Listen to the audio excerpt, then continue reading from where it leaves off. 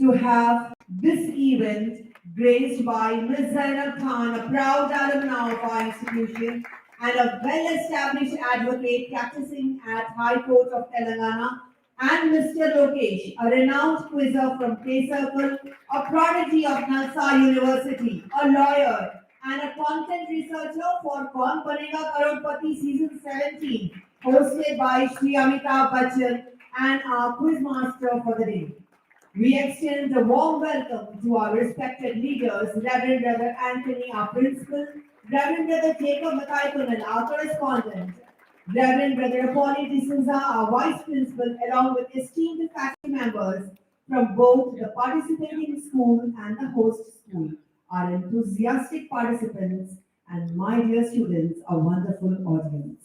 Shall we put our hands together and set the tone for this very first Vincent de Paul Memorial Inter-Quiz Competition? On this special day of the quiz competition, we respectfully remember Reverend Brother Vincent de Paul, our former principal, a visionary leader who added a new dimension to the school's infrastructure by establishing the students' dining hall, shuttle hall, and brothers' quarters, apart from giving finis to the academic glory of the school. Surely, from his heavenly abode, he must be blessing us all today. Let us begin this beautiful day by seeking the blessings of Almighty.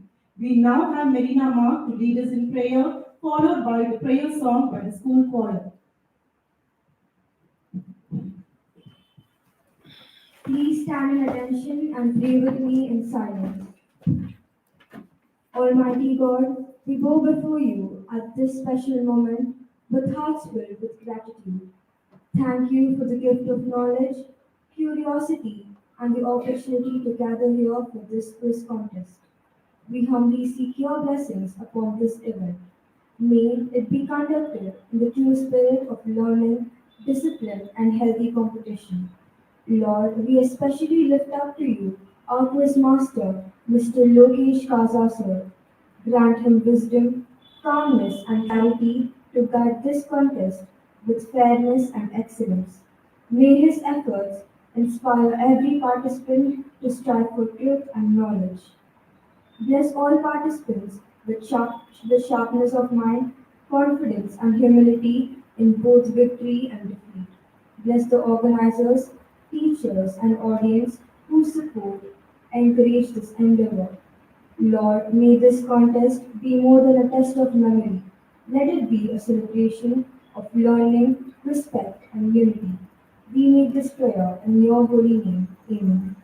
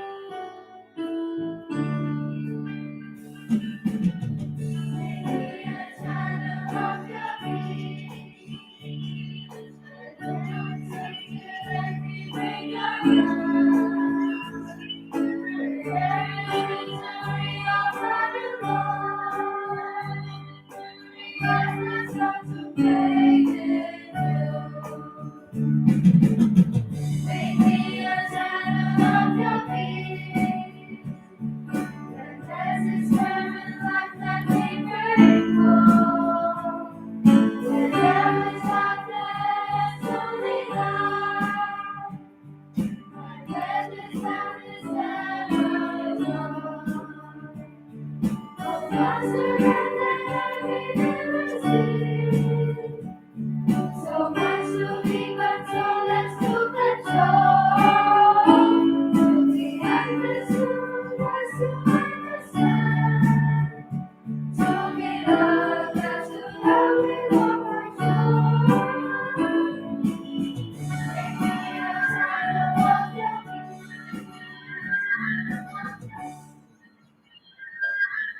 Thank you, Marina and the school choir for invoking the blessings of God. The lighting of the lamp is a tradition that transcends cultures. May I now invite Ms. Zainab Khan, our chief guest, Mr. Lokesh, our quiz master, Reverend Brother Anthony, our principal, Reverend Brother Apolli D'Souza, our vice principal, to kindly come forward and light the ceremonial lamp, symbolizing the eternal flame of wisdom and knowledge.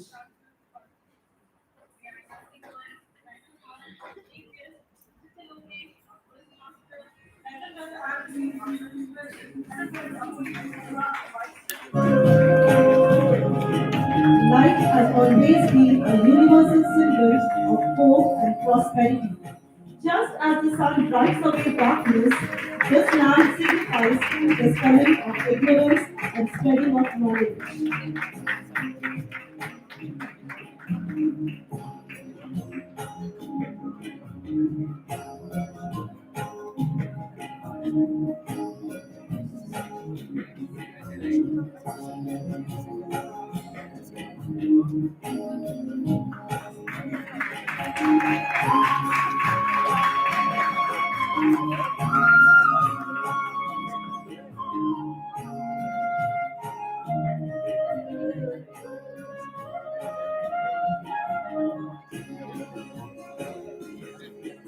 Thank you, brothers, and the guests of the day for lighting the lamp of knowledge and wisdom.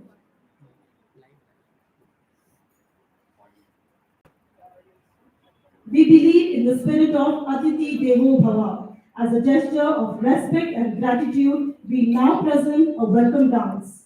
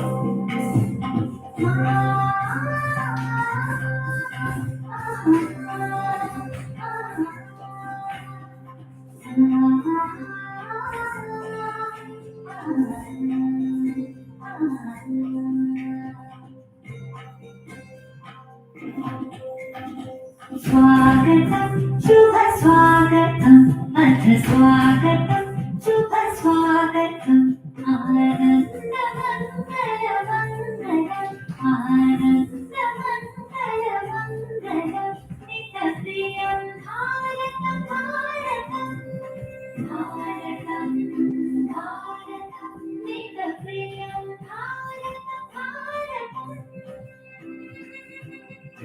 स्वागतं शुभ स्वागतं अथ स्वागतं शुभ स्वागतम्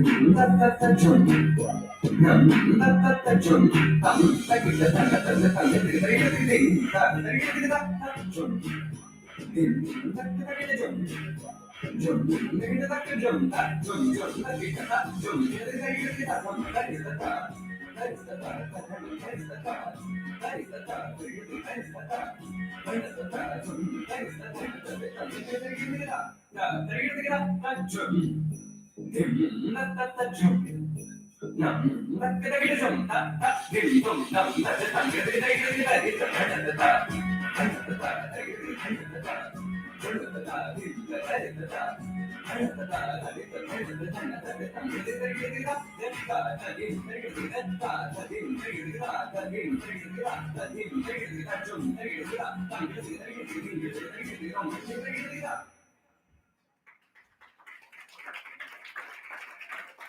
for extending a graceful and warm welcome to everyone gathered here today.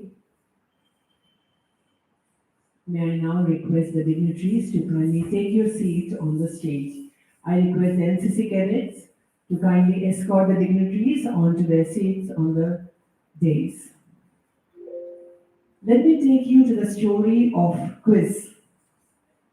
How did it originate? The Dublin hoax story. The most famous story is that of Richard Daly, a Dublin theatre manager in the late 18th century. It is said Daly made a bet that he could introduce a new word in the English language within 24 hours. He hired street children to chalk the word quiz all over Dublin's wall overnight. The next day, everyone was asking, "What is quiz?" And soon it came to mean an odd or puzzling person, or later a test of knowledge. Though historians debate if this story is true, it's more of a legend. On this note, I invite Ms. Asra teacher to propose the welcome address.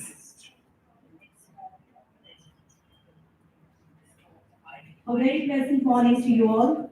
It's my honor and privilege to extend a warm and hearty welcome to each one of you gathered here for the Reverend Brother Vincent D. Paul Inter-School Quiz Competition 2025, a true celebration of knowledge, learning, and brilliance.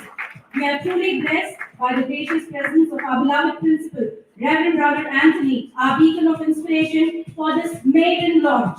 We also extend our heartfelt gratitude to our correspondent, Reverend Brother Jacob, whose constant encouragement and strength guides our paths. To our Vice Principal, Reverend Brother Epoli, for his unwavering support and guidance. A very special and respectful welcome, Reverend Brothers.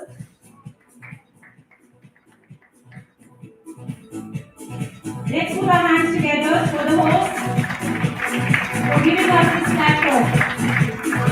It is indeed a proud and special moment for us to welcome our distinguished alumna, Ms. Zainab Khan, a renowned advocate who has made her mark in the legal fraternity with her dedication and commitment to justice. Cordial welcome to you, Ms. Zainab. With special joy, we extend a warm welcome to our quiz master, Mr. Lokesh Kaza. Sir, your presence here today will undoubtedly inspire us to celebrate knowledge with passion, fairness, and excellence. We are equally delighted to welcome the principals, teachers, parents, and the enthusiastic participants from distinguished schools who have joined us here from across the state. Your presence, dear teachers, enrich this event and fill it with true spirit. With immense joy, we welcome our participating schools. All Saints High School, St. Paul's High School, Rosary Convent High School, Sujata High School, Father Rock Memorial High School, Middle Class School Uppal, Olive Mount Global School, St. Anne's High School, Jubilee Hills Public School, St. Joseph's High School, Sister Nivedita School, Montfort School, Boys Town, St. Mary's High School, Montfort School, Kazipet, St. Gabriel's High School, Kazipet, Diamond Jubilee High School, Sri Satya Sai Vidya Vihar High School, and Sikandrabad High School. A warm welcome to all the accompanying teachers representing these esteemed institutions, and a hearty welcome to our young quizzers who are eager to make a mark here today. The stage is set, the excitement is high, and the quizzing arena awaits your genius. Dear children, hearty welcome to you. Finally, a warm welcome to the media personnel and the technical team, with whose coordination and support this event will be reaching the wider community. As we gather here for the first ever Reverend Brother Vincent D. Paul Quiz Competition 2025, we stand united in our quest for knowledge, celebrating the true spirit of learning and the joy of discovery. Once again, a warm and hearty welcome to you all. Thank you. Thank you, Mrs. Sasya, for those words of welcome. At this moment, it gives me immense pride to invite our visionary leader and principal, Reverend Brother Anthony, the guiding force behind this initiative. Brother, I request you to enlighten the minds which are present here.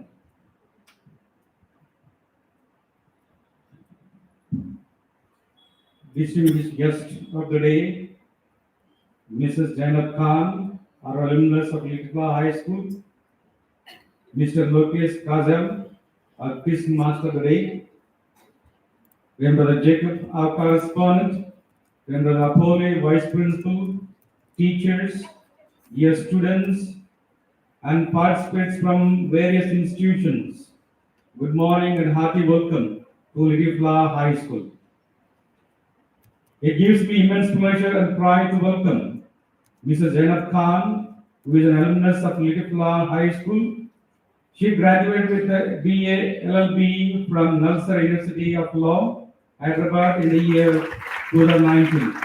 She has been practicing in the High Court for the state of Telangana and Hyderabad for the last 6 years. She has also been empaneled as a legal aid counsel for the High Court Legal Service Committee, through which she regularly provides pro bono representation to litigants from marginalized and economically weaker backgrounds. Zainab credits the strong academic foundation, discipline, and values instilled at Litla High School for shaping her character and work ethics.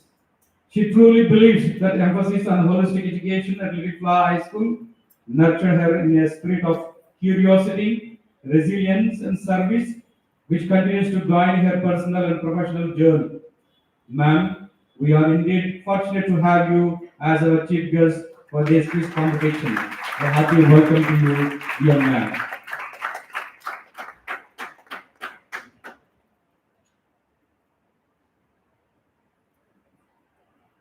We also privileged to have Mr. Lokesh Kaza, our quiz master, also known as quizzer or host. He is the person responsible for hosting and facilitating a quiz trivia competition. A hearty welcome to you, dear sir. Our word of appreciation and welcome to dedicated teachers from various institutions who have been training and supporting the students. And most importantly, the brilliant young minds representing from across the region, from Hyderabad, Telangana, Nalgonda, Kazipet, and elsewhere. On behalf of the management, I wholeheartedly welcome you all to this quiz competition, which is named after late Reverend Brother Vincent de Paul. A hearty welcome to you, dear students.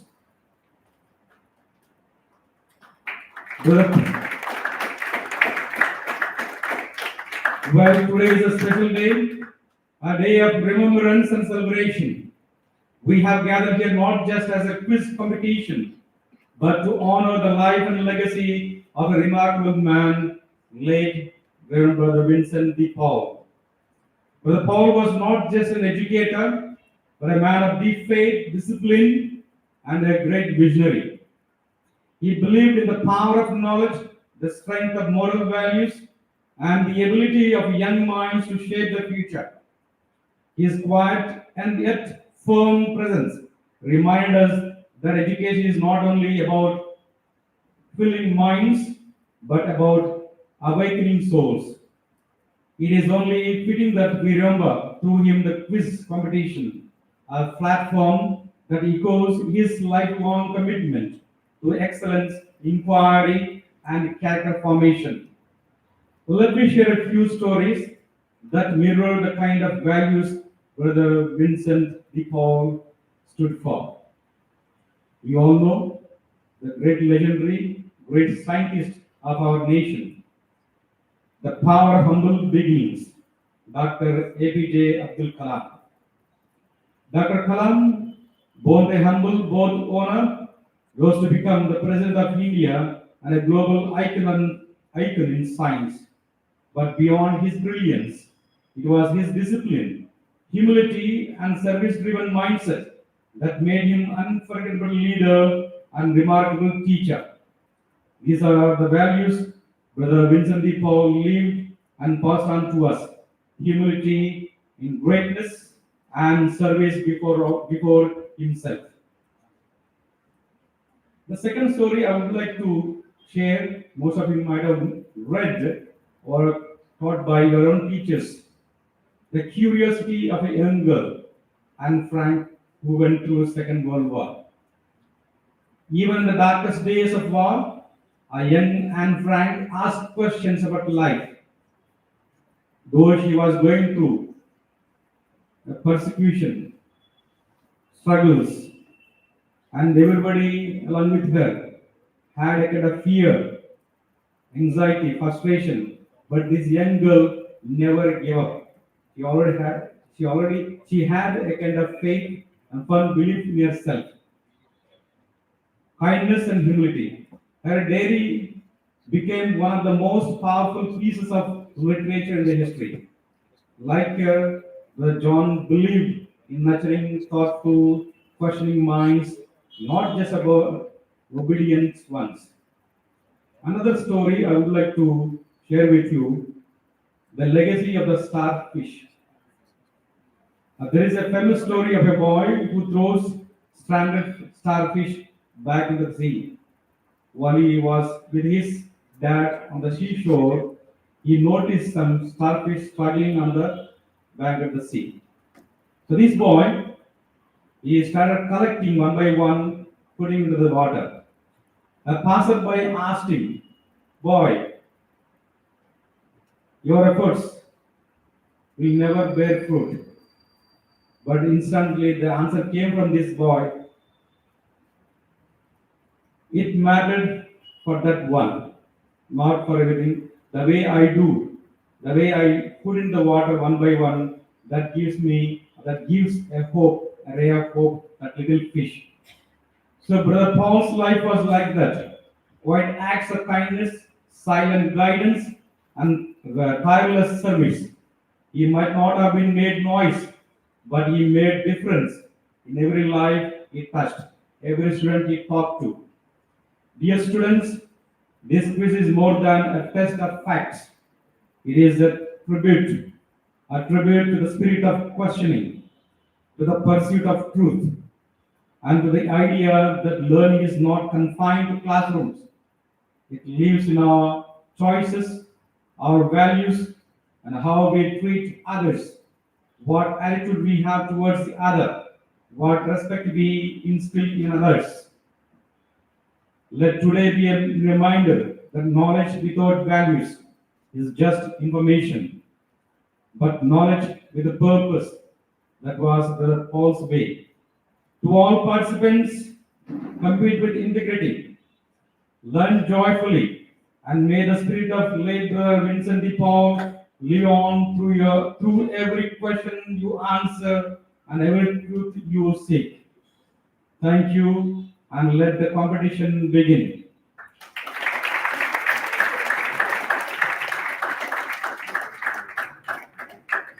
Thank you, brother, for those words of wisdom and inspiring stories. To tell you all, brother has been an inspiring visionary who conceived the idea of organizing this very first Reverend Brother Vincent de Paul Memorial Interquiz competition. The ambience you see today and every minute detail of this competition has been personally curated under Brother's thoughtful guidance. With Brother at the helm, we are always assured of nothing short of an enriching and memorable experience that you all are going to experience today. Thank you, Brother, once again.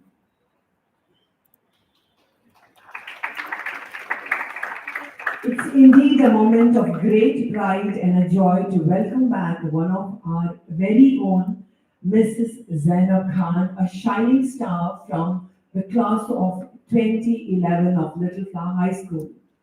Right from her school days, Zainab was an exceptionally promising student, energetic, enterprising, and ever determined to excel. And I have witnessed that during her school days when I trained her for a few competitions. She brought laurels to our school by participating in the prestigious Molecule national level competition, where her brilliance and dedication made us all proud. What makes her journey truly inspiring is the deep sense of gratitude she carries for her alma mater. Zainab credits the strong academic foundation and discipline values that she has imbibed in this very temple of learning. Today, as she graces this stage, not just as our chief guest, but as a proud alumna, she stands as a role model for all young students, reminding us that with determination, discipline, and values, one can truly rise to make a meaningful difference in the world. To all those who don't know, there is an award instituted in Zainab and Zibran Khan's name, the sunniest disposition of the outgoing batch.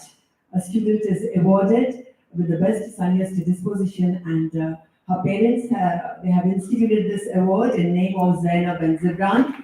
So put your hands together to welcome this very talented chief guest of ours today to the podium. Over to you, Zainab.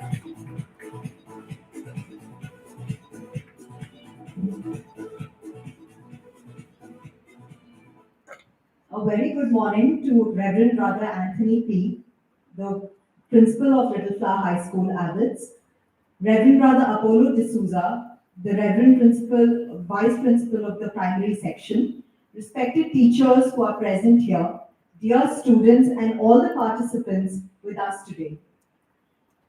I'm filled with immense gratitude and fond memories upon my return to Little Flower, which has been a second home of sorts. Standing here today brings back countless fond memories. The values and discipline I have learned here have very much shaped of what I am today. And I carry those lessons with me every single day and at all points in time. Every corner of the school holds a fond memory, and every classroom echoes all the lessons that I have learned. And all the teachers who are present here today, and all the teachers who are not present here with me, have always shaped my journey. It actually feels like as though a child is welcomed home again. It's a sort of a homecoming for me. It is also another special honor to be invited as a chief guest of the first Reverend Brother Vincent D. Paul Memorial Inter-School Quiz Competition, which is a celebration of curiosity, learning, and teamwork. The quiz competition is a beautiful reminder of what Little Flower has always stood for: excellence with humility, learning with joy, and competition with fairness. Quizzing is not just about winning or losing, and a quiz is not just a contest of facts and figures.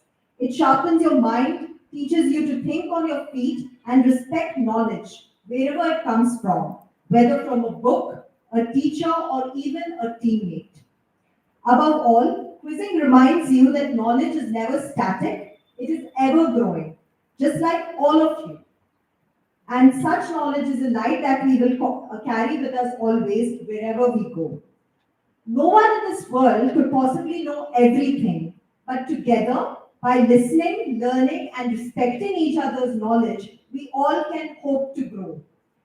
A good quiz challenges us to think quickly, analyze carefully, and recall accurately, all of which are skills that are valuable in any profession.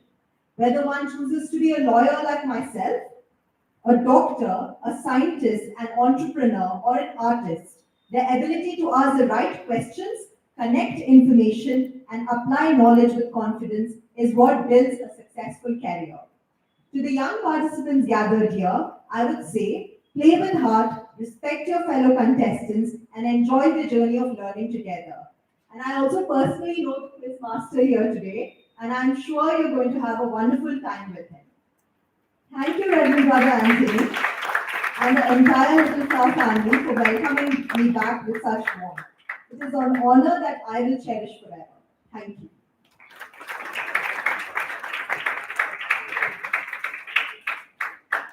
Thank you, Mrs. Zainab, for sharing your insights and experience with all of us today. Rightly said, winning in a quiz is not about just winning or losing, but to celebrate and respect knowledge, and that's what we are going to witness today. Thank you once again. I now invite Asma teacher.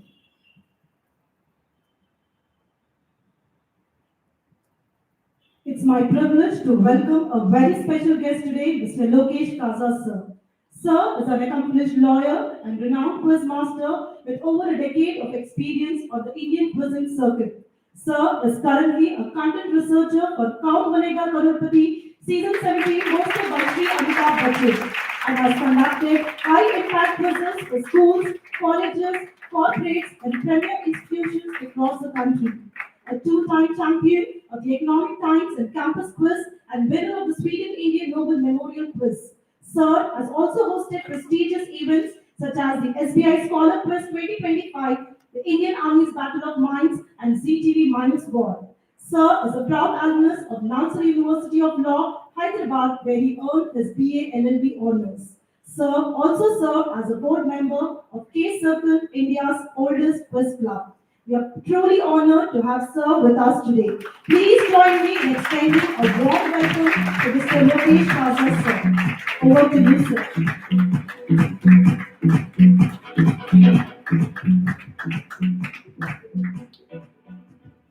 Good morning, everyone. That wasn't good enough. I think only about 20% of you responded. Good morning, everyone. Yeah, much better. Thank you. Welcome, everyone, to the first edition of the Reverend Brother Vincent Inter-School Quiz Competition 2025. Before we start, I'd like to thank Reverend Brother Anthony, Reverend Brother Poli, and the entire management and administration of Vincent High School for putting together this competition. It's not as easy as you think it is to host this competition. It takes a lot of planning and foresight to actually come up with an event of this kind. And especially after the pandemic, it's gotten harder and harder to actually put together this competition. So once again, a lot of thanks once again to you.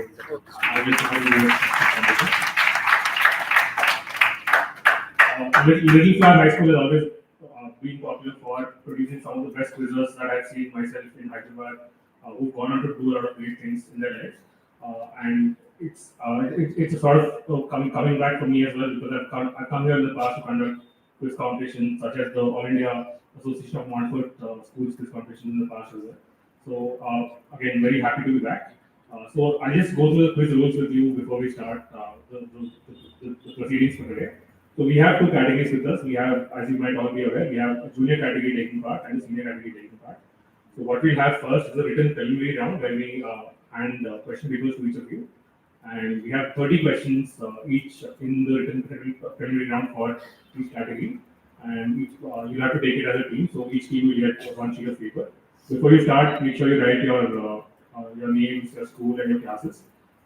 There's no negative marking. This is not an IIT JEE exam. That stage will come later for you in your life. So yes. Okay, so you all have a school code apparently. So just make sure you write the school code on there. Like I said, there's no negative marking. So in case you don't know the answer, discuss with your teammate and try and take a guess. Sometimes it could turn out to be right. Please make sure you write your answers clearly and legibly, and don't write multiple answers. Every question has only one single answer. Don't write multiple answers. So all the best once again, and the top 8 teams will be making it to the final round here, which will happen after the prelims. So we have 30 minutes for 30 questions, and after that we'll start with probably the junior round final first, after which we'll have the senior round final. Yeah, I think all the best once again, and let's have you. Let's start with the quiz for today. In case there is any tie in the preliminary round, questions 21 to 30 will be used to break ties. So I think we'll be using those questions to break ties. Like I said, the top 8 teams will be entering to the finals. Okay, so all the best, and let's start. Thank you, Mr. Lokesh. Children, may I request you all to kindly proceed to the boys' dining hall and be guided by the volunteers there for the preliminary round. May I request all the participants to kindly move to the boys' dining hall. I request volunteers to guide the participants to the venue. Thank you. All the best. Have a beautiful day ahead.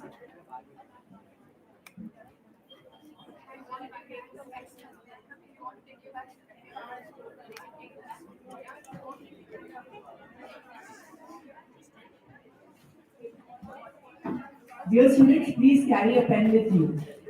I request all the participants to carry a pen with you.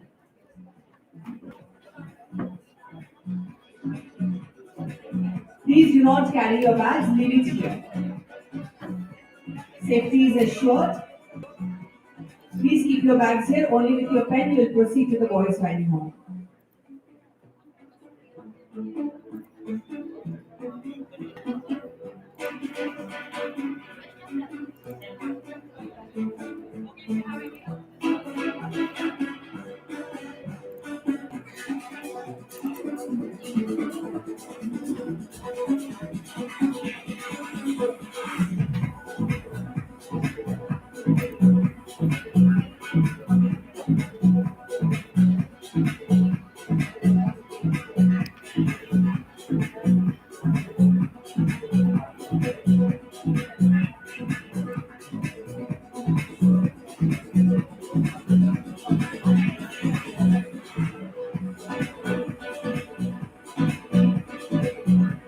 Uh, those who are here, if you need any guidance towards restroom and all, we are all here to guide.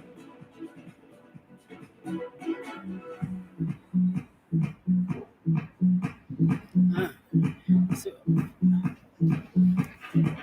see, from there only you can zoom it. No. I'll cover it. I'll Ah. make inside because now that they're gathering, no, Gather- I cannot keep inside.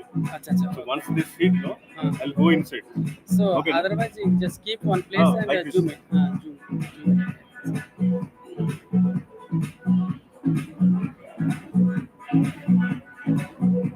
What's the name? Siddhartha. House. Right.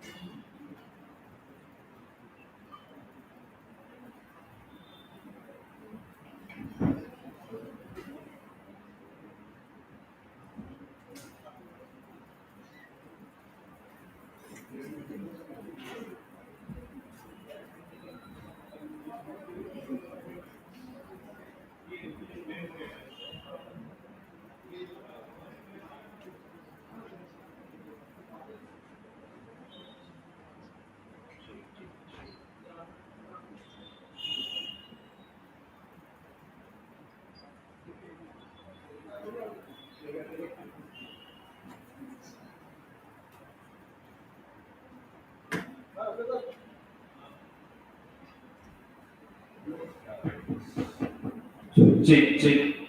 Like this. Hello. Check. 1, 2, 3. Okay, okay. Sir, total कितने हैं sir? Check, check. Like this. Hello. Check. 1, 2, 3.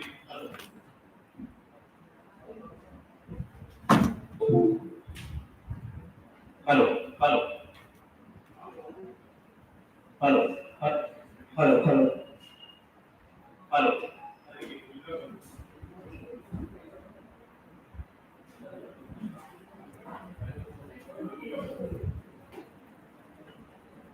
Check, check.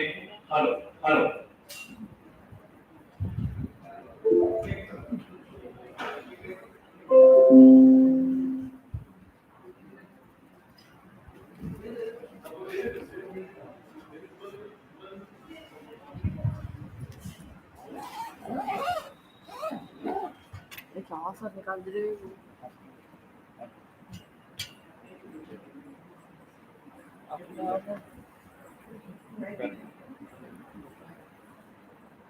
YouTube पे live चल रहा है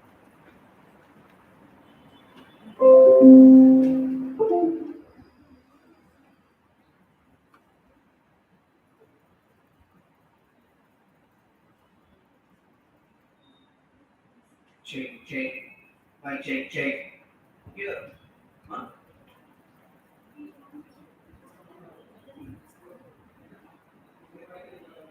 Check, check, check. Sir, ये mic इधर लगा दो.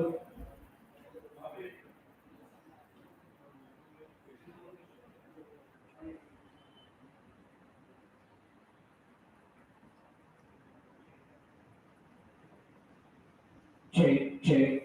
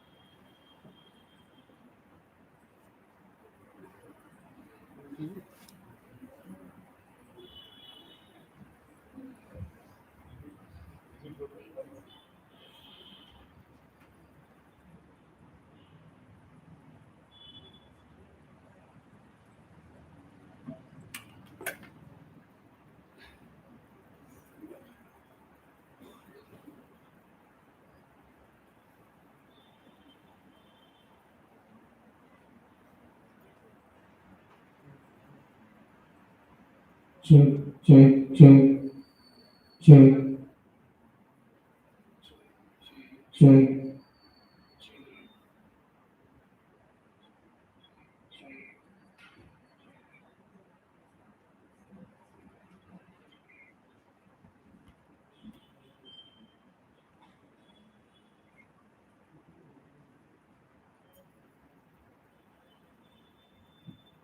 Check.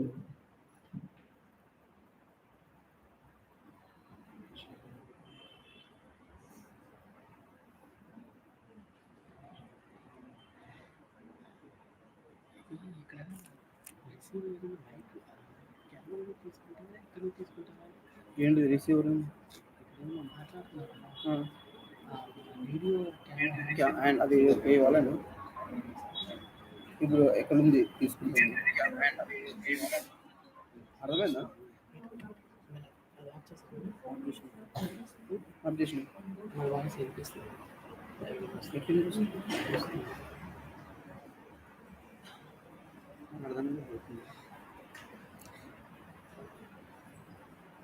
రిసీవర్ లేదు కదా రిసీవర్ అక్కడ ఇంటికి వస్తుంది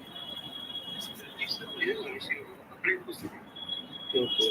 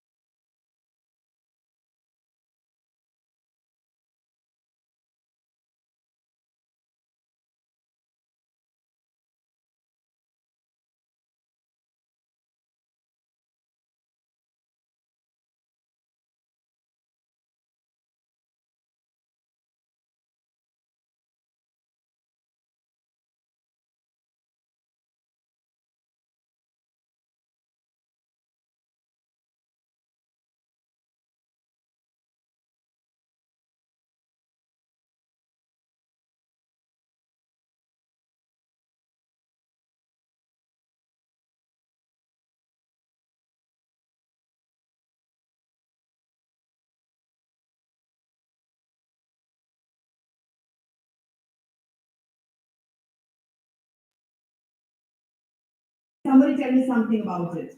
Meanwhile, the quiz master will get ready with.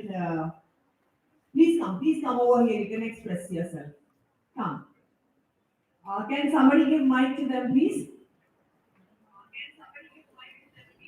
Anybody who remembers that. You can just narrate. It may not be exactly the same, but somewhere around. When you go and give this to Karen. Karen, like this. Once check the direction. Open it.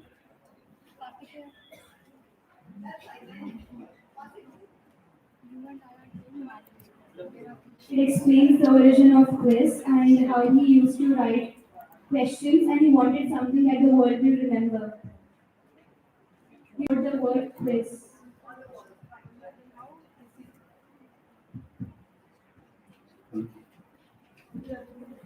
I don't mind repeating the story once again, but that during break time. Now over to our quiz master with the results.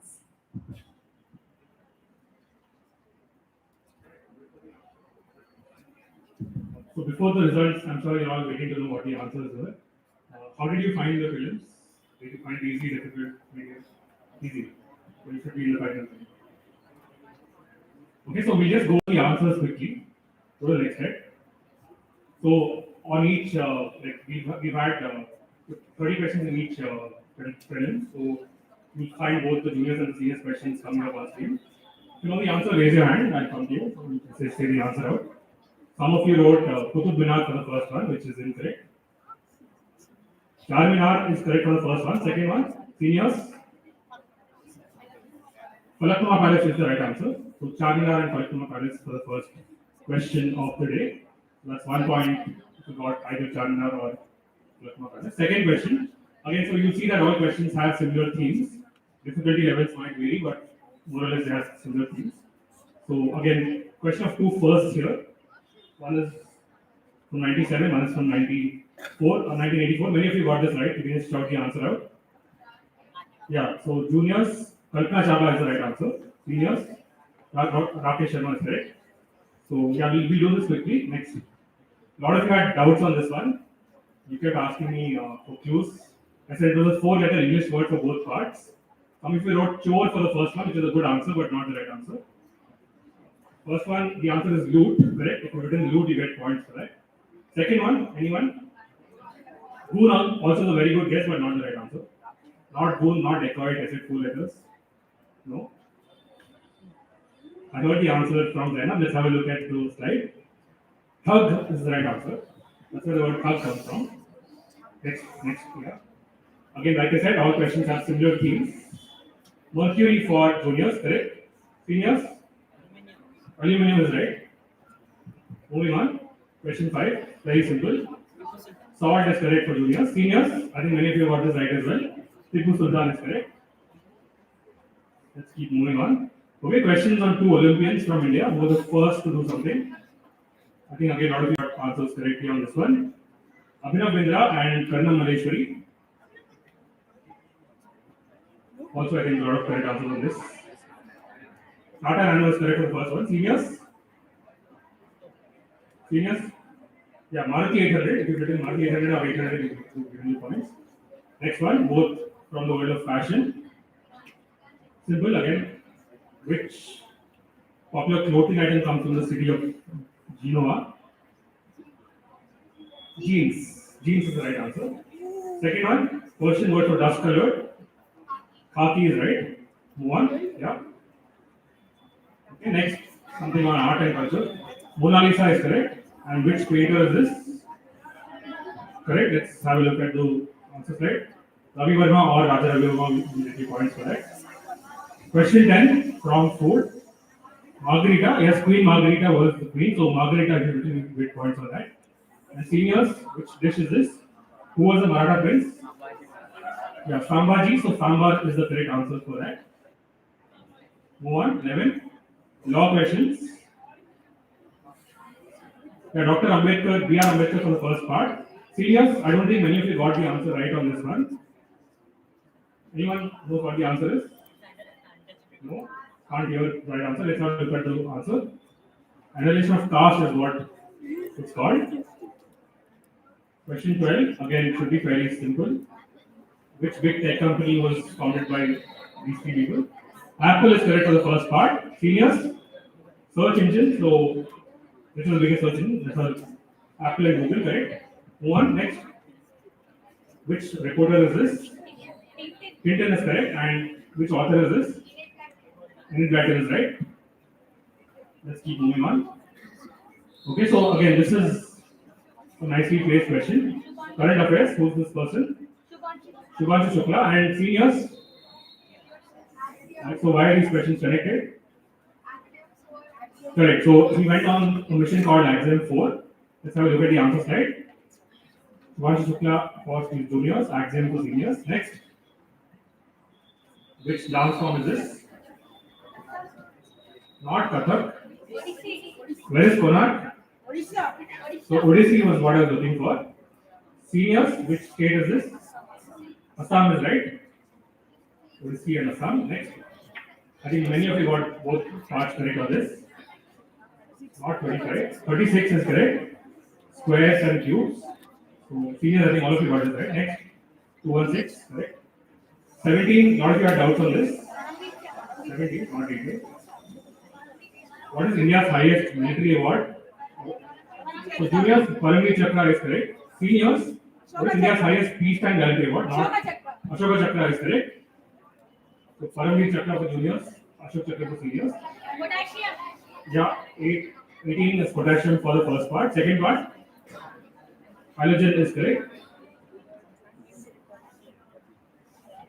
Okay, which award is this? Known as the Nobel Prize of Mathematics. I don't think many of you got this right. Seniors, I think you had a slightly easier question on this one. Juniors had a tougher one. But this is an award called the Fields Medal. How many of you got this right? Raise your hand.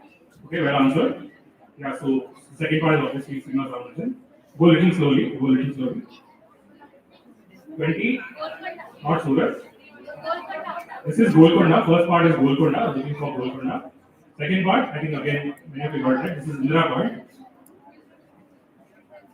So from 21 to 30, we had to use tie breaks to decide. So juniors, we had a clear top 8. Seniors, unfortunately, one team had the same number of points, but we had to decide on a tie break. Yeah, juniors, it is inflation. Seniors, Adam Smith is right. It's one. Juniors, which place is this? Greenwich is right. And seniors, I don't think many of you got this right, surprisingly.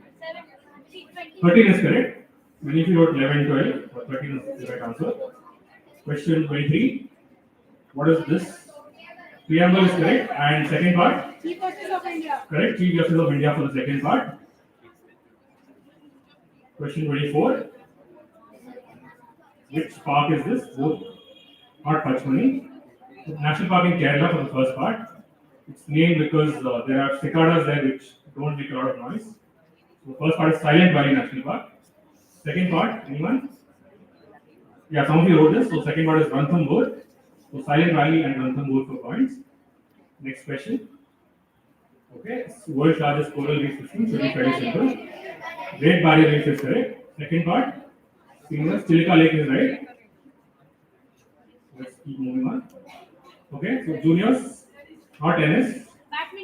Badminton is right for the first part. Second one, seniors, just look at it, shake hand and pen hold. That's how you get the answer. Table tennis is right. You can just work that out by practicing what the movement might have been like. 27. Which monument had the INA trials? Red Fort is correct. And second part, seniors, I don't think many of you got this right. So Sri Vijayapuram is the current team of port player. So if you've written port player, you get points on that. Okay, last 3 questions. Nobel Prize winners, both of them. Mother Teresa for the first part, yes. Seniors, Kailash Satyarthi is correct. Penultimate question of the pages. Both part of big revolutions in India. Not Anand. Varghese Kurian for the first part, nicely answered. And second part, Varghese Kurian for the first answer. So seniors, who was awarded the World Food Prize for first World Food Prize? Yeah, so there was no Nobel Prize category for food, so they started a World Food Prize for which MS Swaminathan got the first World Food Prize. I don't think anyone got this answer right in both categories. Not Tabla, not Chennai. Chennai is a good guess, but not the right answer. No, not Golak. Anybody else? Weddings, we see them at every South Indian wedding.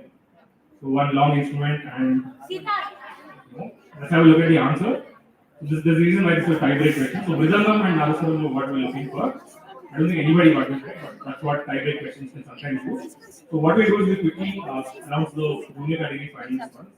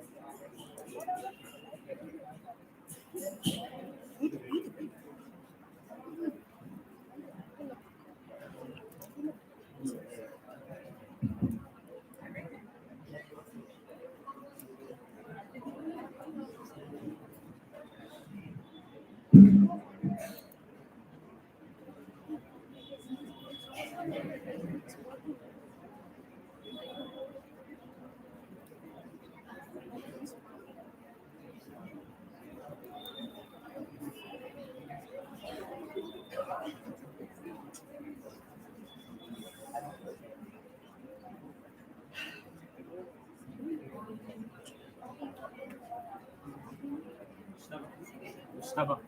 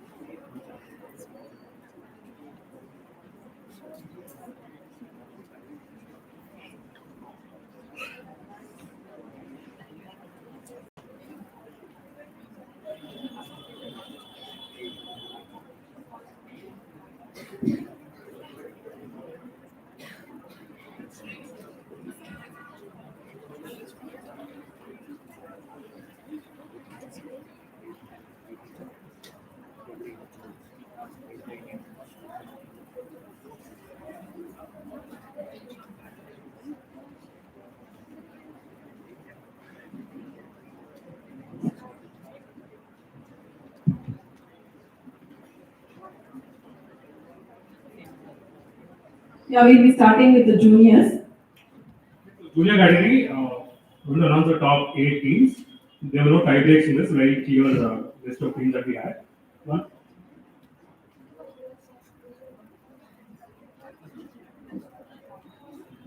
So, one request to all teams which qualify for both the junior category and the senior category finals, don't give out your school name at any point in time, even I'm not supposed to know. So, we just use the school code for now. At the end of the quiz, we do the school name itself. So, I'm not announcing scores in no particular order. So, team 1 qualifying up on stage, we have the code is J002. We have Arman and Veeram. Round of applause for all teams that qualified, please. Each team, please come forward, pick a seat, and go onto the stage and sit at whichever seat shows up. Okay, number 6. This is team 6. Please have your seats on the stage, please. Don't worry, teams. It doesn't matter in this quiz which position you're sitting at. As you'll see in the rest of the quiz today, it's going to be a very, very fair format. Where you're sitting is going to make absolutely no difference to what the result of the quiz will be. So, next second team to qualify, we have Diana and Sayeda, code J011. Please come forward and pick your chip. The chip contains your team number. Pick up the chip and show it to the audience, and then you can go and be seated. It's team 8. Audience, keep the applause going. Next team to qualify, we have Vishnu and Habib, J016. Please come forward, Vishnu and Habib.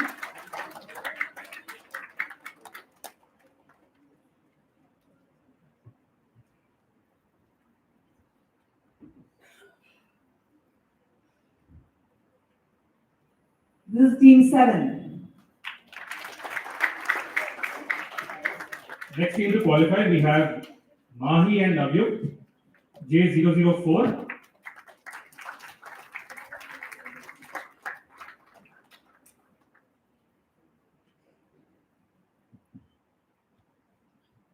Your team is team 3.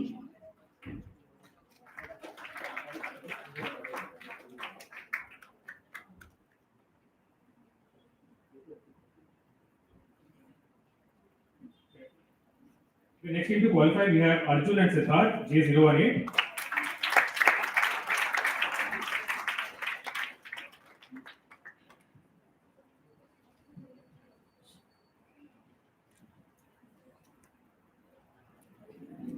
Show the number to the audience.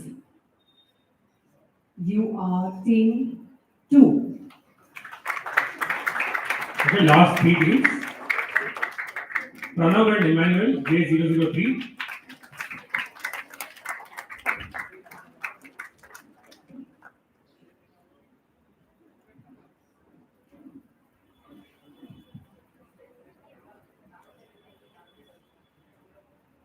You are team 1. Please have your seat on the stage from this side, please.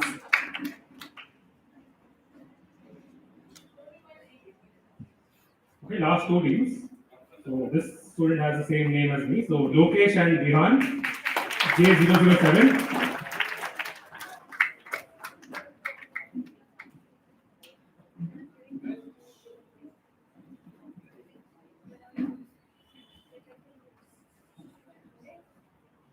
You are team 5.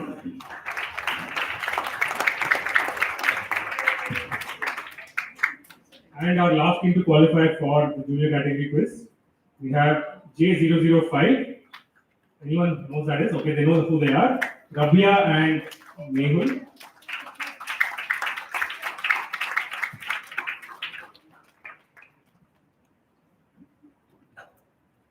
Team 4. So all the best to all the participants. Remember, dear children, participation is the spirit, as our chief guest said. Winning and losing is not an issue, it's only respecting and celebrating knowledge. Over to the quiz master.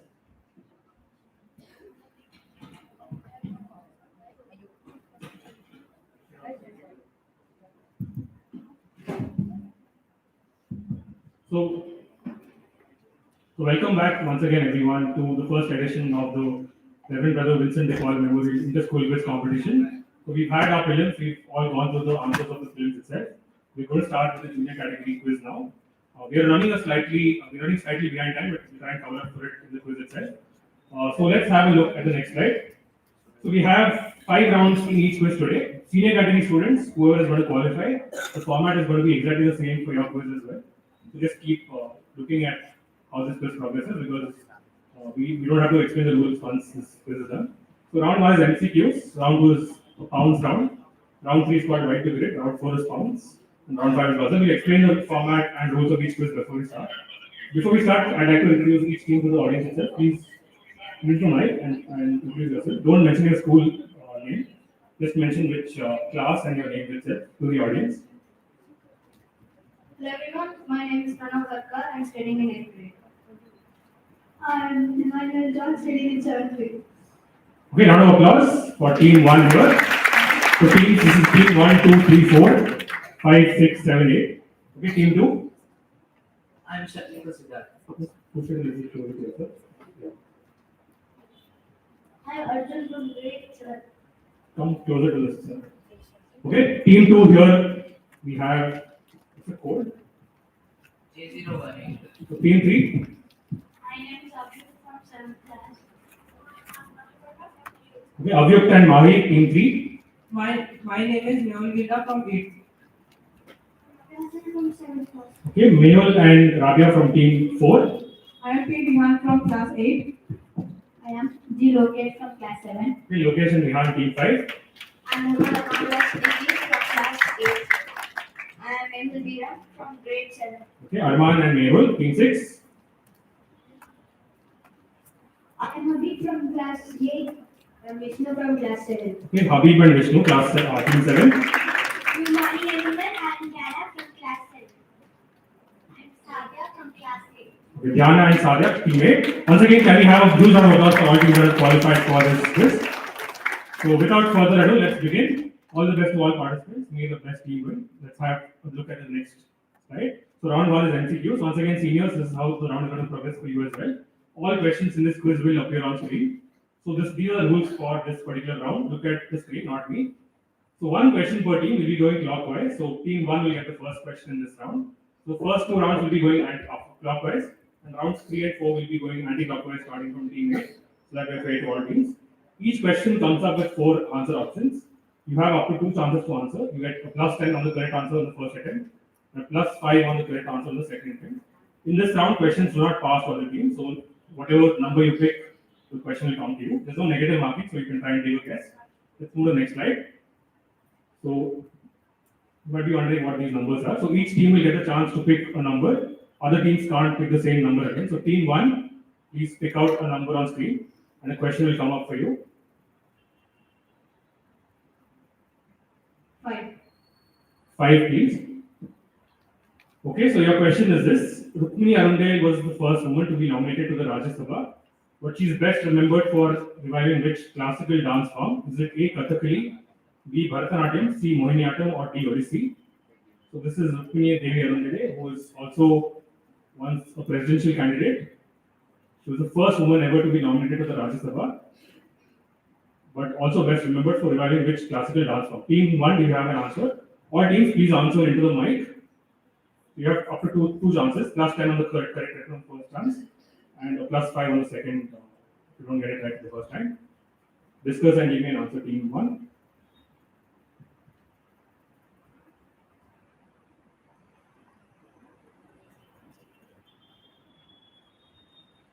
Option A, Kathakali. Option A, Kathakali, says team 1. Incorrect.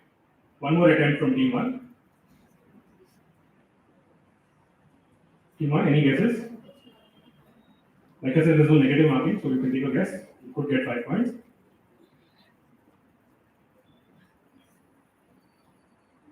Option D, Odissi. Option D, Odissi.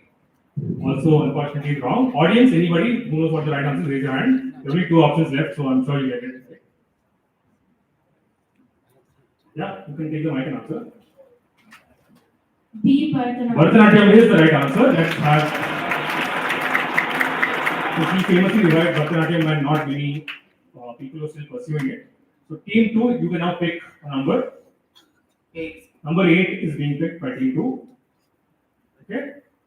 The statue of Lady Justice in the Supreme Court of India holds scales in one hand and which text in the other? Is it A, the Constitution of India, B, the Bhagavad Gita, C, the Bharatiya Nyaya Samhita, or D, the Manusmriti? So which text is held in the hands of A, Constitution of India. A, Constitution comes the answer. Plus 10 to team 2 on that. Team 2 gets the first points on the board. Team 3. Teams, remember which numbers are being picked so that you can pick different ones. Number 3. So 3 is picking 3. Okay, so which of these was inscribed as India's 44th UNESCO World Heritage Site in the year 2025? Current affairs from earlier this year. A. Chola Temple Complex. B. Maratha Military Landscapes. C. The Ramappa Temple, or D. The Vijayanagara Fort Complex. So one of these was inscribed as India's newest UNESCO World Heritage Site in 2025. Audience, please, if you know the answer, discuss it quietly with your teammates. Don't shout the answers out or prompt teams on stage. In case teams don't get it on stage, we come to you in the audience. So team 3, do you have an answer?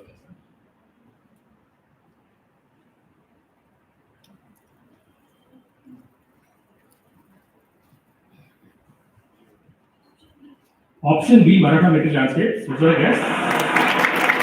Doesn't matter, you get 10 points on the board.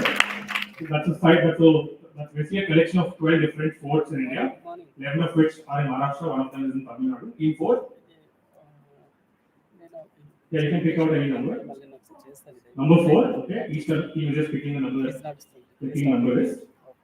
Which Indian cricketer was the first to score a double century in a men's one-day international ODI match? Is it A. Sachin Tendulkar, B. Virat Kohli, C. Rohit Sharma, or D. MS Dhoni? Two attempts. A. Sachin Tendulkar. Last time to team 4. Well answered. Okay, audience, who's the first ever person to score a double century in an ODI? It's not Sachin Tendulkar, not Rohit Sharma. Just shout the answer out. No. Anybody who gets this gets an audience prize. Not MS Dhoni. It's a woman cricketer, if that helps. Yeah? Woman cricketer, not. No, so this is some Australian cricketer called, yeah? Australian cricketer. Her name was Belinda Clark. She scored a 200 in the late 1990s. The first ever person to score 200 in one day international. Tendulkar scored, he was the first man to score. Team 5. Question number 7. Okay, in 2025, Banu Mushtaq became the first author writing in Kannada to win the International Booker Prize for which work? Is it A. Inheritance of Laws, B. Heartland, C. Mother Mary Comes to Me, or D. Tomb of Sand? Again, somebody who's been in the news for the last few months. Option B. Option B, Heartland, is the right answer. Plus 10 to team 5. Team 6. 6. Number 6. That's the next slide. Yeah. So the term merchant of death was used for which Swedish inventor who was shocked by the title and went on to do something? Is it A. Fritz Haber, B. Niels Bohr, C. Robert Oppenheimer, or D. Alfred Nobel? A. A. Fritz Haber is incorrect. B. B. Niels Bohr is also incorrect. I thought this was one of the simpler questions, but audience, anybody? Yeah, why the first row? Not Robert Oppenheimer. I'm not going to come to the audience for the next question, for the next clue. So this is basically Alfred Nobel. He invented dynamite, and after that there was a newspaper where somebody published an obituary thinking that he was dead. So he actually read a paper saying that the Merchant of Venice has died. So he felt really upset with that, and then started the Nobel Prizes because he wanted to change his legacy. So team 7. Number 2. What was the number of the taxi cab that mathematician G.H. Hardy took when he visited Srinivasa Ramanujan? Is it A. 4103, B. 6179, C. 1083, or D. 1729? Famous trivia from the world of mathematics. So what was the number of the taxi cab that Hardy took when he met Ramanujan? It's also called the Hardy-Ramanujan number. Are you asking me or are you telling me? You're telling me D. 1729. Plus 10 to 7. And the last team, team 8, which number is there? Number 8. Okay. Number 1. Yes, go click next again. Yeah. Since 2013, Indian voters have had the option to reject all candidates on the ballot if they don't like any of them. What is this option called in an election? Is it A. VVPAT, B. Rejected, C. Nota, or D. Pass?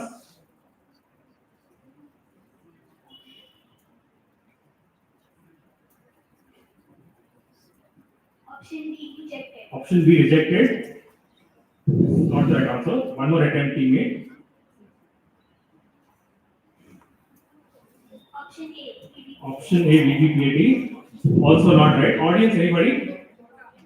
What does Nota stand for? None of the above. So option C, Nota, was the right answer here. So let's go to main side and click on next now. Audience, we have a couple of questions. Maybe we can have scores after the end of the audience round. Next slide. Audience, if you know the answer, raise your hand. Don't shout the answer out. So this is a photo of an individual. He was a Jewish valet named Albert Dash. He served under the 6th Nizam of Hyderabad. Over time, a small shop he ran grew into a landmark that lent its name to an entire locality. You can just fill in the blank or tell me what. Okay, the boy is standing up. Yeah, you just take the mic. Take the mic and give the answer out. Abbots. You get yourself an audience prize. Abbots is the right answer. His name was Albert Abbott, and that's how Abbots gets its name. Next slide, we have one more audience question. Again, if you know the answer, raise your hand. Please don't shout the answers. Okay, how do we better know this person who was born as Robert Francis Prevost? Look at the face. Think of somebody. Think of him many years after this photograph was taken. Somebody. Okay, yeah, boy there. Take the mic. Answer into the mic, please. He published keyboard. Not the publisher of the keyboard. Again, somebody who's been in the news this year. Yeah, the boy in the very end of the row. The actor for Superman. Not the Superman actor. No, no. This boy there. This boy here. The boy in the specs. Frank Caprio. Not Frank Caprio. Good guess, but not the right answer. Very, very famous personality in the world. He looks like Srinivasa Ramanujan. Not Srinath Ramanujan. He was born Robert Francis Prevost, not Indian. Again, imagine that face after it becomes a little older, you might get the answer. Not Abraham Lincoln. Invented photography. No? Anybody? Sir? Let's have a look at the answer. This is Pope Leo XIV. His birth name was Robert Francis Prevost. So can we have scores on screen, if possible? So at the end of round one, we have, again, very initial stages. We have 4 more rounds to go, but we have 5 teams on 10 points and three teams yet to score. But again, no worries, it's a long quiz. Anything can change. Let's go back to the next slide. So round 2 is called pounds. Let's go to the next slide. So what happens in this round is basically a grid of 8 tiles, themes, or subjects will be shown on screen. Teams take turns to pick whichever they want to answer, and then the question comes up on screen. For a correct answer, you get a plus 10. For a wrong answer, or if you don't have an answer, we pass to the next team clockwise. So we'll be going from team 1 to team 8 in seeding order for 10 points. There's no negative marking on direct or past questions. Once you pick a subject, that question will be removed from play. So we have something called pounds. Let's go to the next slide. So again, like I said, this quiz is going to be very fair. There's something called pounds which has been used in quizzes for a long time now. Where what happens is, if I ask team 1 a particular question, other teams, if you think you know the answer, you can just buzz and write down the answer. So you have a buzzer in front of you. Okay, all you have to do is just hit the buzzer and write the answer down. Other teams don't shout the answer out. And the team that the question is meant for, also wait your turn for pounds to close. Okay. So if I ask you a question, other teams, if they know the answer, they can buzz and write the answer down. Okay, if you write the answer correctly, you get a plus 10. If you get the answer incorrectly, you get a minus 10, a minus 5.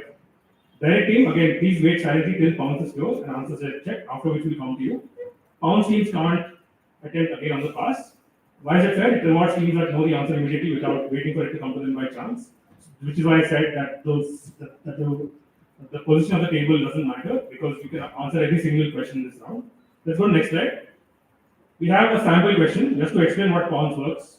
Not for points, but just to explain how pounds works. So team 1, this is your direct question. Again, not for points.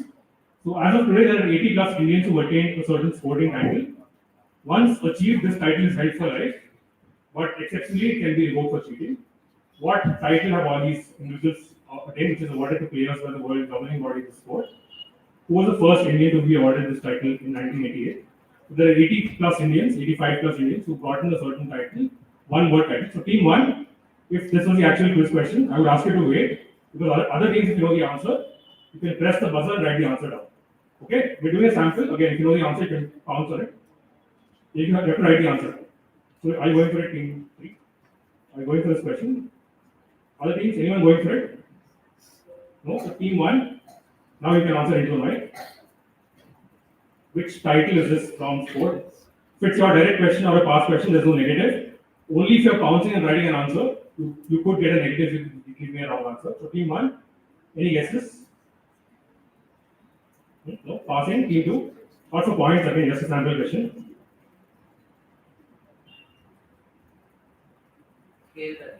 Khel Ratna, no, I'll pass you. Team 3. No negatives on the direct or the pass, so you can always take a guess. On the pass, you have to be a little faster, so if you don't know, you have to pass. Team 4. Team 5. Who's the second one? Not Abhinam Bindra, I'll pass you. Team 6.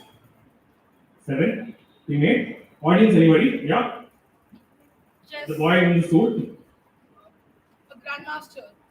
Grandmaster, okay, and who was the first Indian to be given this title in 1988? Cristiano Perfect answer. I think that deserves a round of applause and an audience prize. So this is Grandmaster, and Vishwanathan Anand was the first person to get it. So teams, once again, so a team will get a question. If you think you know the answer, pounce by buzzing and write the answer down. The team that the director is meant for, don't shout the answer out. Please wait your turn. Okay. Now we start the actual quiz. So team one, you can pick any topic. Like I said, rounds 3 and 4 will start anti-clockwise. So round 2 is still clockwise for now.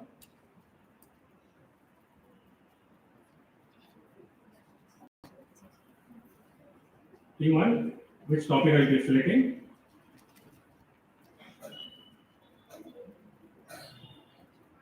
Team one, let's have a topic. Otherwise, I'll just pick one for you.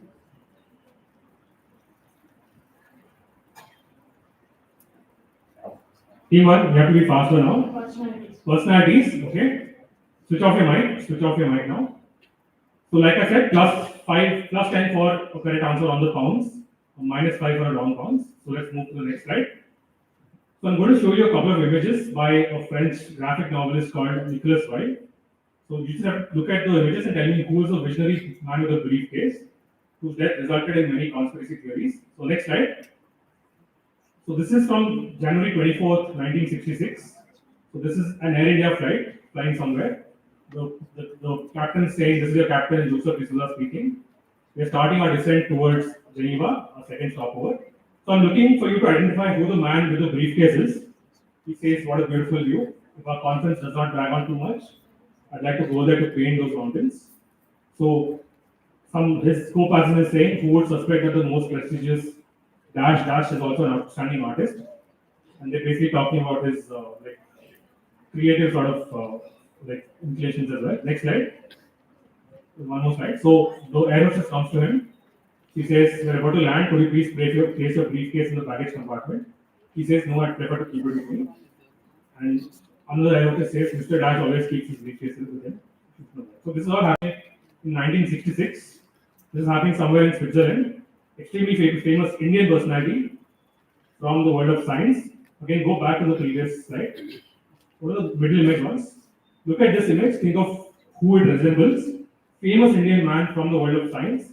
This is all happening from the 20th century. Go back to the text, please. So this is the first question. Team 1, it's your question. For other teams, if you know the answer, you can buzz and write the answer down. Pounce is open. No one seems to be going for it. Team 4 has gone for it. Okay, teams, be gentle with the buzzers. You don't have to try it so hard.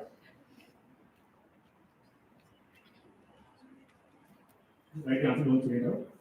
I said Indian personality. So that's a -5 to team 4 on the pounce. Other teams, anyone else going for it? No? So team 1, you can now answer into the mic. Just show the second image once. It's this one. Stick on that. Stick on the middle one. Stick on the middle one. Yeah. Just tell me who this person is in this second. I said 1966. This is an Air India flight somewhere in Switzerland. So who is this famous Indian personality from the world of science? So pounce is closed. No other teams can pounce now. Team 1, you have to be faster now. We are already running a little late. There's no negative marking. You can take a guess. Not C.V. Raman. Good guess, but not C.V. Raman. Team 2. Teams on the pass, you have to be very fast. You can't take so much time. There's no negative marking. You either give me an answer or I'll pass you. Passing. Team 3 again down. So any guess? Team 3. Okay, look at the photo. Should I pass? Team 4 already pounced. Team 5. Vikram Sarabhai, good guess, not the right answer. Team 6. +10 to Team 6. Very well answered. This is Dr. Bodhi Baba. He died in an air crash in Geneva. Those were basically his last moments in the flight itself. So Team 6 gets 10 points on this question. Click on the main slide. Team 2, you can now pick all the remaining questions. So personalities is done. Sports. Okay, next slide. Okay, so there's a company called 10 Look at the name of the company very carefully. It's a training and consulting company based in India which offers a number of solutions aimed at positively impacting the lives of people in and through sport. It's a company based out of Bangalore, if that helps. Just tell me who the founder of this company is. Team 2, please wait your turn. Pounce is open for all the other teams. Look at the name of the company. It's a beautiful name considering who this person is. You pick the topic sports. Think of what 10-week sounds like. And give me the name of this founder who is from Bangalore. So it's open on the pounds to all teams. If you think you know the answer, you can buzz and write the answer down. If you're not sure, you can wait for it to come to you on the pass where there are no negatives. But in case you're sure, you can just go for it right away. Again, like I said, it's a beautiful name considering who this person is and what he's done in that particular sport. It's a famous achievement that he pulled off in one particular sport. Like I said, he's from India, he's from Bangalore. So nobody's bouncing, so team 2, it's your direct, you can say it out on the mic. No negatives. Not Janjan, I'll pass you. Team 3.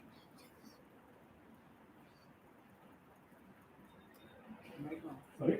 It's an Indian founder, not Novak Djokovic. Team 4. Passing. Team 5. Team 6. Team 7. Team 8. Any guesses? Team 1. No. Team 2 is your question. Audience, anybody? The boy in the specs again. Leander Paes. Not Leander Pace. Anybody else?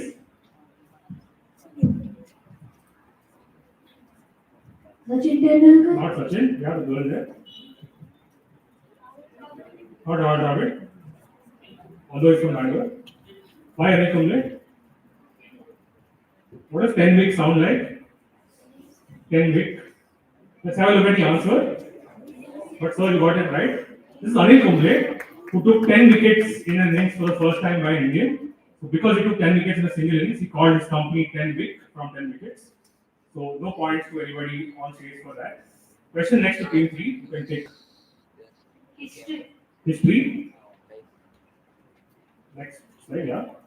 Okay, so also could have been a sports question, but let's see what it is. Simon Company was a sporting goods manufacturer located in Ahmedabad. Please wait your turn. It's open on pounds for the teams. Please wait your turn. Don't say the answer out yet. Other teams, it's still open for you. If you know the answer, you can buzz and write the answer down.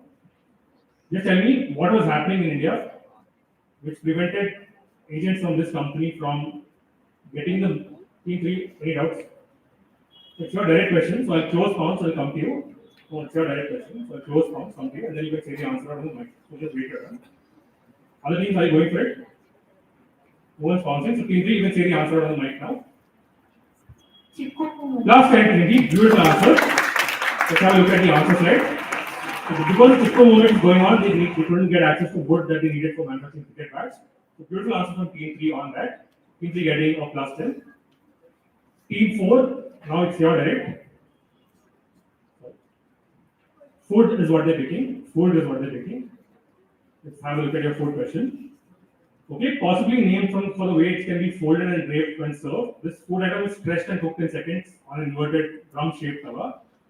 So popular belief from the Mughal court says that it could even double as a napkin to wipe away excess grease after lavish oil-rich feast. Which food item is this? I'm looking for 2 words. Audience, please discuss it quietly amongst yourselves. Please don't shout out answers or prompt please on stage. So team 4, this is your direct question. Other teams, if you know the answer, you can buzz and write the answer down. I'm looking for a food item, 2 words. Lots of clues in the question. Look at the fact that it could possibly name the way it can be folded. And like I said, popular belief says that it could even double as a napkin. Folded again, please fold it. Lots of clues. Folded could be doubled as a napkin. Open to all teams. If you know the answer, you can buzz and write the answer down. 2 words. Simple answer, don't overthink it. No one's going for it. So team 4, it's now your direct. One sec. The team 7 has buzzed. Sorry, I didn't see you buzz. Cover your answer. Please cover your answer. Don't say the answer. Write the answer. Plus 10 to team 7 on the pounds. One sec, I'll come to you. Any other team going for it? Team 4, it's your direct. You can say the answer on the mic. Pounds is closed. Rumali Roti. Plus 10 to team 4 on Rumali Roti. This is how Rumali Roti gets its name supposedly. Rumal means napkin obviously, so that's how Rumali Roti gets its name. So teams 7 and 4 get points on that. Again, scorers, if I'm going fast, let me know. Team 5, you're direct. Art. You can be seated. Art, please. Next slide. Okay, I'll show you a painting. Let's go to the next slide first. Look at this painting very carefully. Okay, just look at the lady in the front.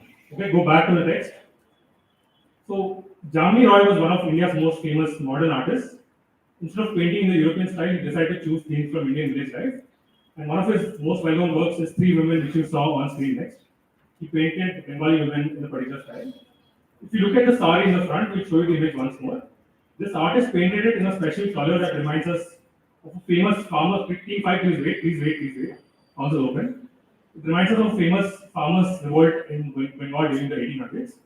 I'm just looking for a color in the answer. Look at the image once more. Which color is this? Which also represents the fact that it was a famous protest in India from team. Again, buzz and write the answer down. Please buzz and write the answer down. Teams, when you're buzzing, don't shout the answer out, write the answer down.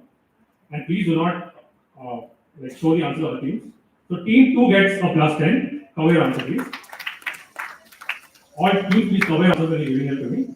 Anyone else bouncing? Bounce is still open. 2 and 4 have bounced. -5 to team 4 on that. Any other teams going for it on the pounds? I'll close pounds in 5, 4, 3, 2, and 1. Let's go back to the text. Team 5. Indigo. Plus 10, team 5, well answered. So we painted it in indigo as a reference to the indigo protests that happened in India at that point. So team 5 gets a very well answered plus 10. Next question, team 6. Tourism. Tourism. Next slide. Okay, your tourism question, here it is. In the late 19th century, the British fell in love with the beauty of Kashmir. But the Maharaja of Kashmir worried that outsiders would come in to buy land, like they had done before in Darjeeling and Shimla, banned the sale of property to non-residents, which is a rule that continues till today. To get around this particular rule, a middle ground was found which allowed British visitors to have their own private places to stay in that area. Just tell me, what was this compromise? So look at the question. Like I said, the British wanted to buy land in Kashmir, but the Maharaja was worried that, once some people start buying land, others will also start coming in to buy land there. Which is why he decided to give a creative sort of solution to them. Just tell me what the solution was that was given to them. Again, look at where all this is happening. Look at which part of the world all this is happening in. This is a round on tourism. This is a question on tourism. The outsiders could not buy property on land. So what was basically given to them as a way of getting around it. Teams, pounds is open. If you want to pounds, you can buzz and write the answer down. It's a direct question to team 6, so we'll be passing that way. Again, you all know the answer. Don't overthink it. Basically, they could not buy property on the land, which is why a solution was given to them to get around this, which is continuing till today as well. Team 5, are you going for the pounds? No? No one else is going for it. So team 6, you can say the answer. One sec. So team 2, are you going for it? Okay, team 6, you can say the answer out. The Maharajas gave land for residency. They built residencies. Not residencies. I'll pass you. Team 7. Land for rent. Not land for rent. Team 8. I said land could not be purchased. So team 8. No negatives. So they will guess. They made lodges for them to stay. Lodges for them to stay. Good guess, but not right answer. Team 1. On the pass, let me be a little faster. Team 1. Passing. Team 2. Team 3. Again, I would encourage team yes because. They were selling land of the neighboring states. Land of neighboring states. Good guess, but not the right answer. Team 4. Apartments. I'll pass you. Team 5. Houseboat. Last time, Team 5. Beautiful answer. This is indeed houseboats. This is why houseboats as a concept started in Kashmir because they were not allowed to buy land in Kashmir itself. Team 5, I thought you might have wanted to pounce on that, but you didn't. So Team 5 gets a plus 10 on that. This was a direct question to Team 6. So Team 7, you have 2 remaining topics. Literature. Literature. Let's see what your literature question is. Okay, in 1905, this person that you see here on screen, Edward Stratemeyer, he started a company that hired ghostwriters to quickly produce storybooks for children. So ghostwriters, I'll explain to you what that means. Is basically, so for example, if somebody approaches me to write a book for them, I write a book, but they don't give me credit for it. They give the credit to somebody else who's writing the book. So a bunch of different people without credit wrote a couple of these really famous series about young detectives solving mysteries, which began in 1927 and 1930. I'm sure your school library will also have these particular series with you. So if you're bouncing, I need 2 answers for this. So which two book series are this, which are both about young detectives solving mysteries, which began in 1927 and 1930? Like I said, this is from, again, this is a very popular series. It's something that you would find in every school library even now. Young detectives solving mysteries. Again, to eliminate any wrong answers, the answer is not famous 5 or secret 7. Okay? The answer is not famous 5 or secret 7. Anyone pouncing on it? I need both parts correct on the pounce. Nobody's pouncing, so team 7, your direct question. Ghostbusters. Ghostbusters. And what is the other one? Two book series. I'll pass you. Not Ghostbusters, I'll pass you. Team 8. No negatives on the pass. On the pass, let me a little faster, so you have to give me answers. Is it Hardy Boys? Is it Hardy Boys? Okay, what's the other book series? So plus 5 to team 8 for Hardy Boys, plus 5 points to team 8 for Hardy Boys. I'm looking for one more, they haven't given me that. So team 1, Hardy Boys is correct for the first part. Any guesses? Team 1? Passing. Team 2? Not Sherlock Holmes. Horrorland. Not Horrorland. Team 4? Team 5? Team 6? 7? What is your question? Audience, anybody? They said Hardy Boys, so the other one should be very simple. Yeah? Shout the answer out if you can. Not Goosebumps. Anybody else? So Hardy Boys was a detective series around a couple of brothers. The other one was about a girl who was solving mysteries. Nancy Drew. Perfect answer. You get an audience prize on that. Let's have a look at the answer. Hardy Boys and Nancy Drew. Again, these are books which again you will definitely find in a school library to search for it. So next question, last question of this round. Team 8. Business is the only option remaining. So let's see what your question is. Okay, connect the following visuals and give me the name of a person. Okay, this is a business question. So look at all of these visuals on screen. It says 1-8 commune, it says FC Goa, it says something went wrong, and that is the Padma Shri. So I need the name of a person in the answer. This is team 8 direct question. Teams, if you know the answer, you can buzz and write the answer. Don't put the mic away, put the mic away. Buzz and write the answer down. Write the answer down. Team, sorry. Very famous person. Again, let's just write the answer. Team 8, I'll come to you once I check counts. Other teams, we all know who this person is. You can definitely work it out from the visuals that you see here. It says 1-8 commune. This is the reason why it's called 1-8 commune. It says FC Goa. Then it says wrong or Logan, I don't know how to pronounce that. Just don't say wrong, just write the answer down, cover your answers, please. Two teams have pounced on it. Any other teams? Very, very famous person. So I'll start checking pounds now. Plus 10 to team 5. And a plus 10 plus 10 to team 6 as well. Both teams pouncing correctly on the pounds. Anybody else going for it? Not going for it. Team 8, got it. Answer to the mic, please. No negative, on the direct.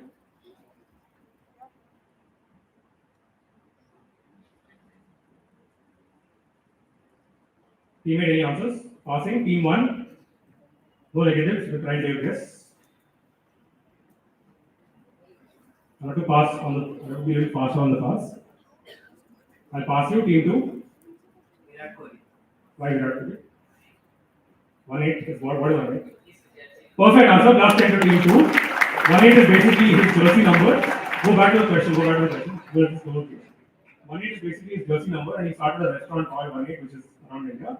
Also owns a football team called FC Goa, and started a brand called Round. Also won the Padma Shri, so plus 10 to team 2 on that.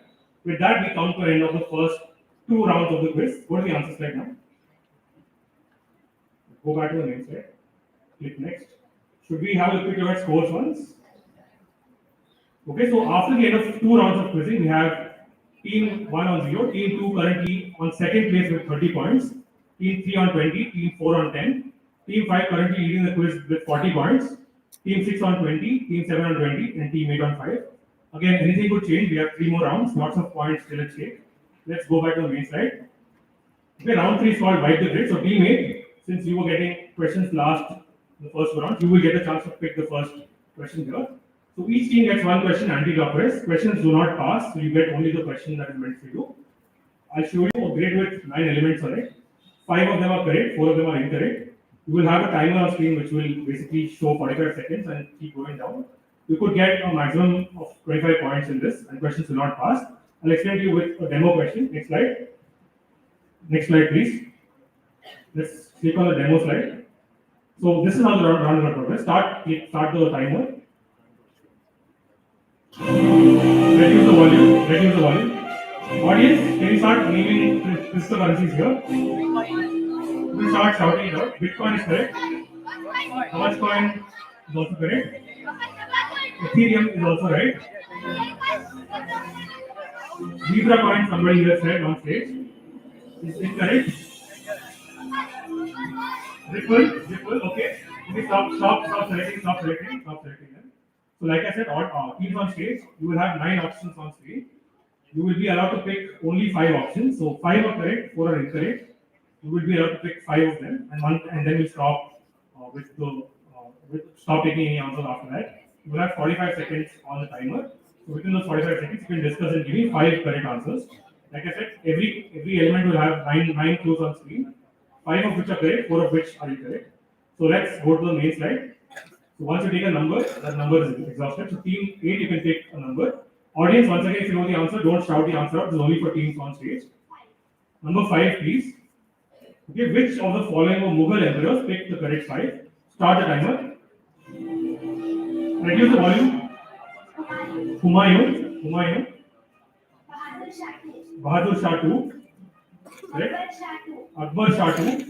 You have time. You have 30 seconds. I need only 2 more answers.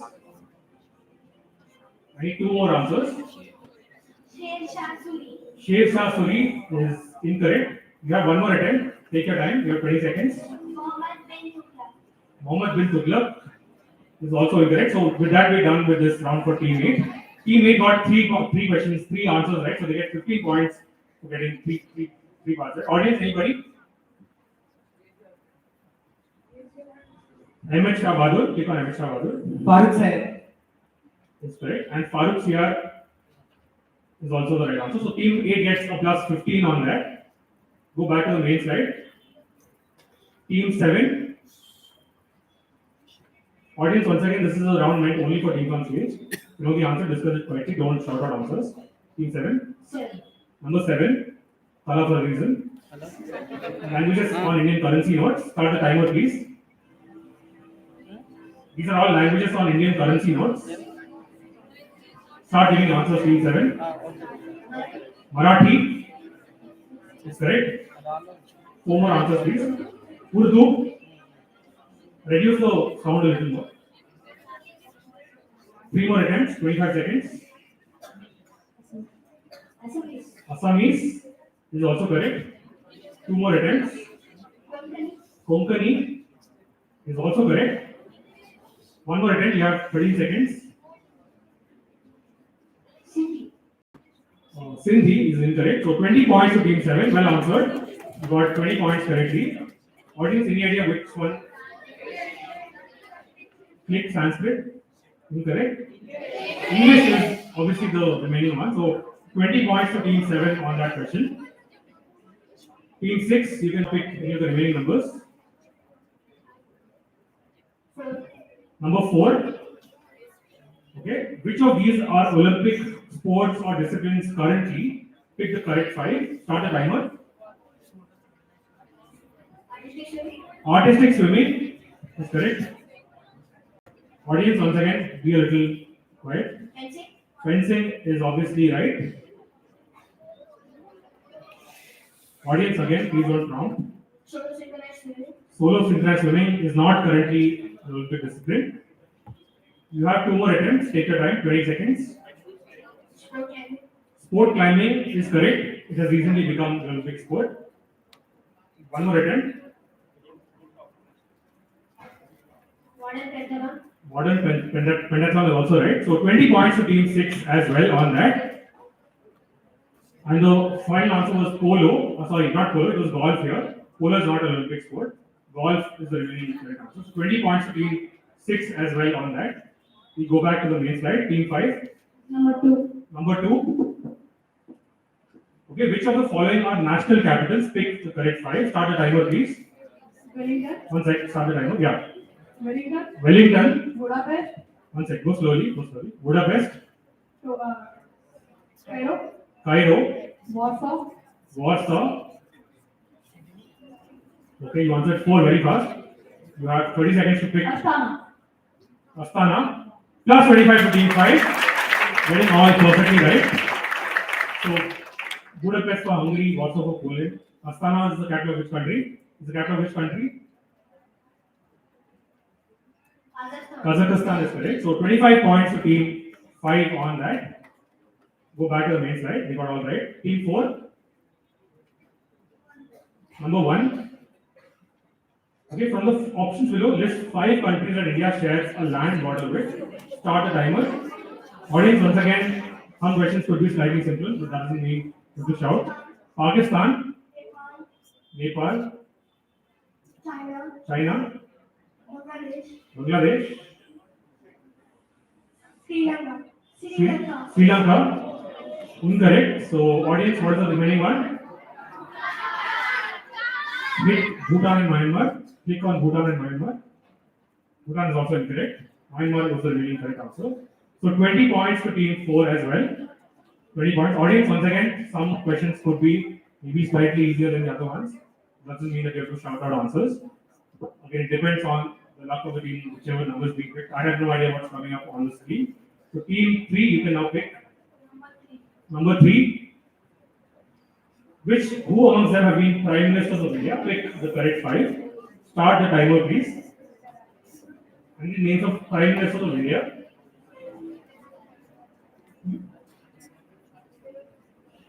Into the mic, please, team 3. Atal Bihari Vajpayee is correct. Zakir Hussain was a president, not a prime minister. 3 more attempts. V. Narasimha Rao is also correct. 2 more attempts. Take your time, you have 20 seconds.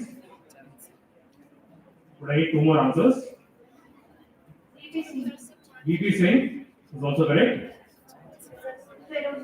Feroz Gandhi was not a prime minister, so that's incorrect.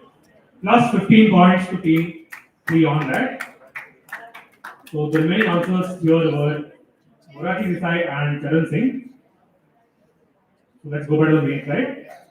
Team 2, 15 points to team 3 on that. Team 2, number 8. Okay, I want the names of 5 Indian or Indian origin Nobel Prize winners in any field. Pick the correct 5. Start the timer. C.V. Raman is correct. Har Gobind Khorana is also correct. Indian origin winner. Subramanian Chandrasekhar, also an Indian origin Nobel Prize winner. Venkat Raman Ramakrishnan, yes, he won Nobel Prize for Chemistry.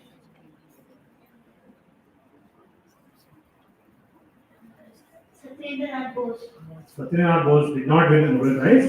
So 20 points to team 2 on that. Audience, Abhijit Banerjee for economics is right. So 20 points to team 2 on that. And with that we come to the last team 6. I think 6 is the only number remaining. So click on 6. Okay, which of the following are DC Comics superheroes? Pick the correct 5. Start the timer. Audience, once again, there are questions which could get you excited, but don't shout the answer out.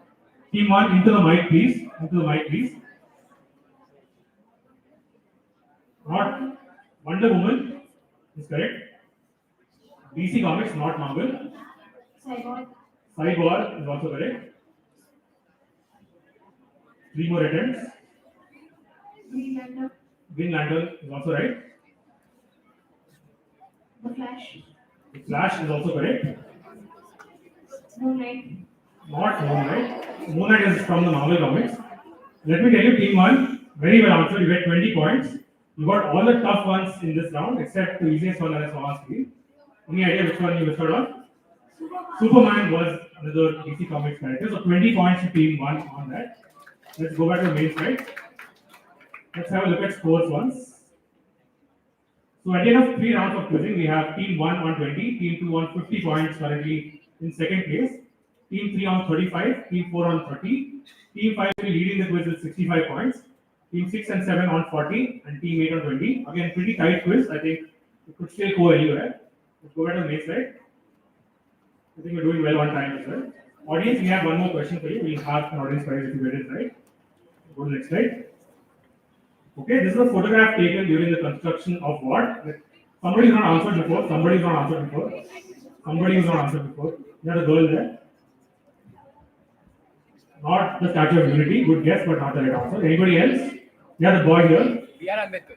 Yeah, this is the B.R. Ambedkar statue in Hyderabad. So you get yourself an audience prize. Let's have a look at the answer. This is the statue of B.R. Ambedkar in Hyderabad. Correct. Next slide. Okay, round 4 is again count. So, audience, let's have a little bit of silence, please.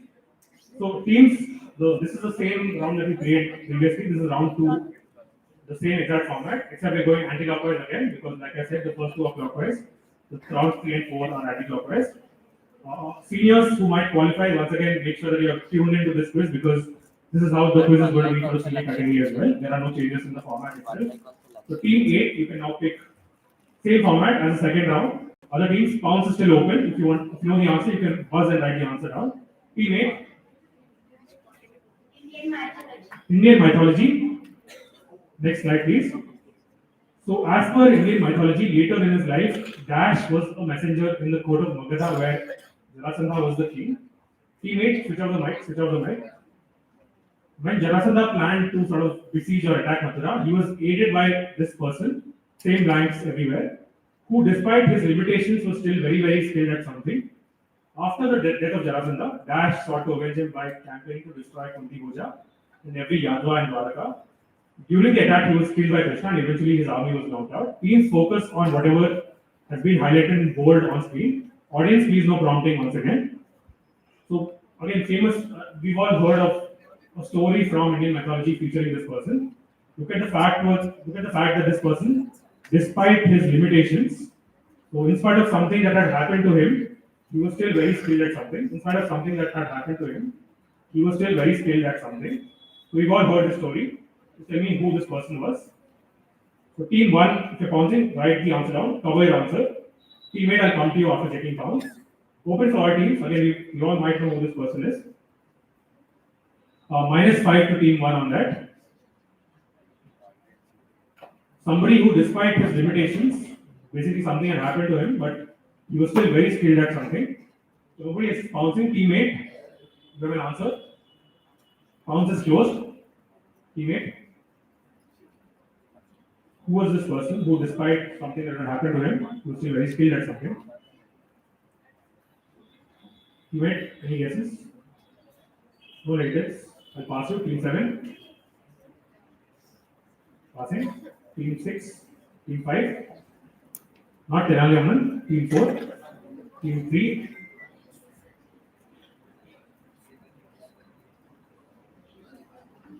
Not the father of the Kauravas. Team 2. Duryodhana. No, I'll pass. Team 1. You pass on it. Audience, anybody? Somebody who's not answered. Yeah, the boy in white. Why Ekalavya? Perfect. That you get as an audience prize. Let's have a look at the answer. So this is what happened to Ekalavya later in his life, where despite losing a thumb, he was still apparently very skilled at archery. So Ekalavya was what we were looking for. I hope you get an audience prize on that. Team 7. Indian mythology is done.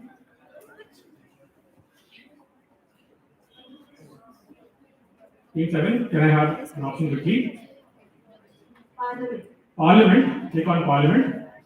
Okay, and I should just go to the image first. Okay, so this is a photograph from 1940s India. Look at this photograph very carefully. Go back to the question. Okay, on 26th November 1947, this man that we saw on screen posed briefly for the camera before walking into the Parliament building. His name was R.K. Shanmugam Chetty, and he was no stranger to the faces inside Parliament. He had last seen them during the Constituent Assembly debates on 30th August. So even this person had not really spoken in any of the Constituent Assembly debates, but on this particular day, 26th November 1947, that particular day demanded his voice. I'll make the question simple. Just tell me what important task did he carry out on that day in Parliament. Look at the image once more. Show the image once more. You have to keep listening to me, please. Now look at the image once more. Just tell me on what important task he had to carry out in Parliament. Again, this is a task that keeps happening in India every year. Look at the photo. This is the first time this person was given this task after independence. Again, the photo is very helpful.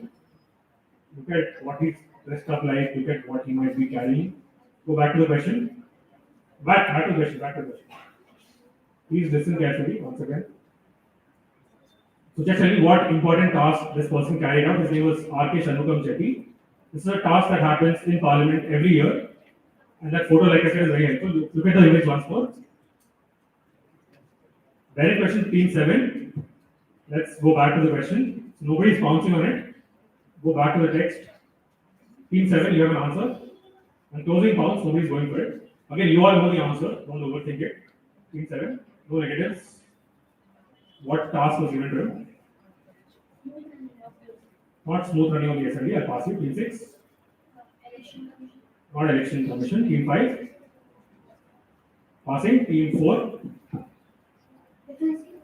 Defense minister. I'll pass you. Team 3.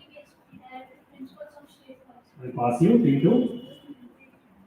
Simple answer. Not. What task did he carry out that day? What task did he carry out? I'll pass you. Team 1.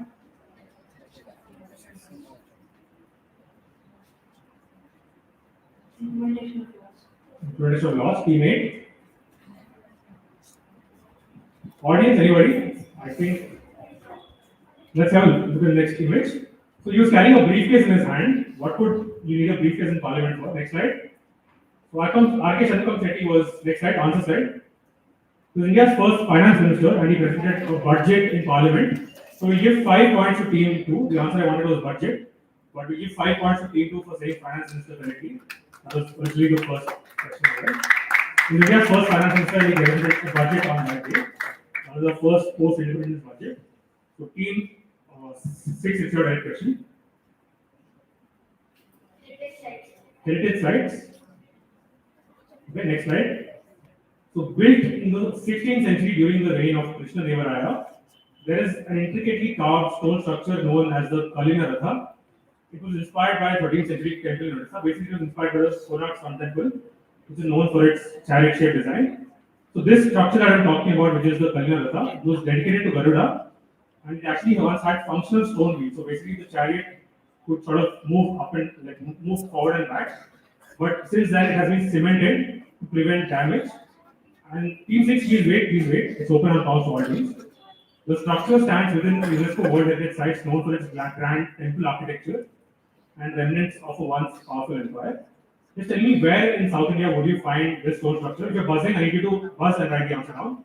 Press the buzzer, cover your answer, and write the answer down. So team 7 is buzzing.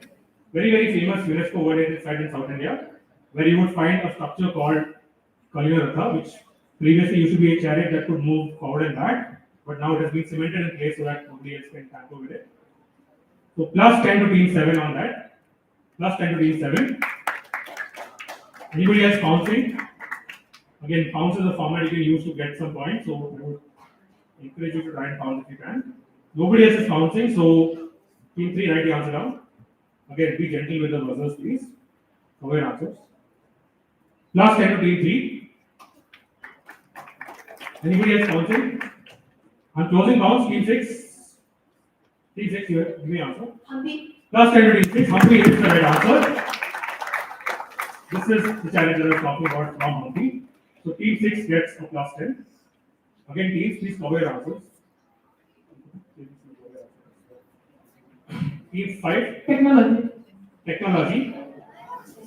Okay, let's have a look at the question. This, I think it should be a gettable question. This is a screenshot from the 2005 video. You can watch it. Audience, please don't shout the answers. Please write the answer down. Cover your answers. Write the answer down, please. This screenshot from a 2005 video called Me at the Zoo. Just tell me what is unique about this video, which was shot in front of 2 elephants at the San Diego Zoo in California. This is a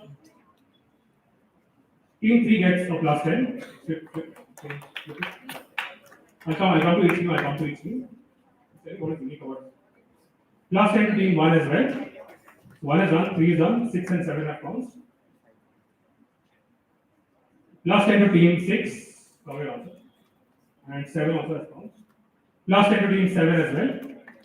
So many teams bouncing, all of them getting it correctly. So We now close rounds. Team 5. They were the ancient elements. They were the ancient elephants. Ancient elephants, I'll pass you on that. Team 4, passing. Team 3 counts. Team 2. First YouTube video, plus 10 to Team 2 when answered. This is basically the first ever video on YouTube. So this is Javed Karim, who is actually the founder of YouTube. So plus 10 to Team 2 as well. So 5 teams getting points on that. Whose question was this? This was Team 5 question. Team 4. Now your turn to pick. Suzy, last one. Let's have a look at the question. Just show the image first. Next slide is an image. So this is the image I wanted to look at. Go back to the text. So that's a dish called chanko. It's a hearty protein-rich stew with meat or fish, tofu, vegetables, and mochi of Philippine rice. It's sometimes found in restaurants, but it's most famously associated with a group who entirely rely on this particular stew for during their years of training and eat it in very large quantities. So which group of people am I talking about who constantly consume this stew called chanko? You can look at the image once more. Show the image once more. Go back to the text. Okay, which group of people are associated with this stew called chanko? Look at the fact that they rely on it during years of training and eat it in very large quantities. Teams, if you're pouncing, write the answer down. Right? If you're pouncing, write the answer down, please. Yes, pass and write the answer.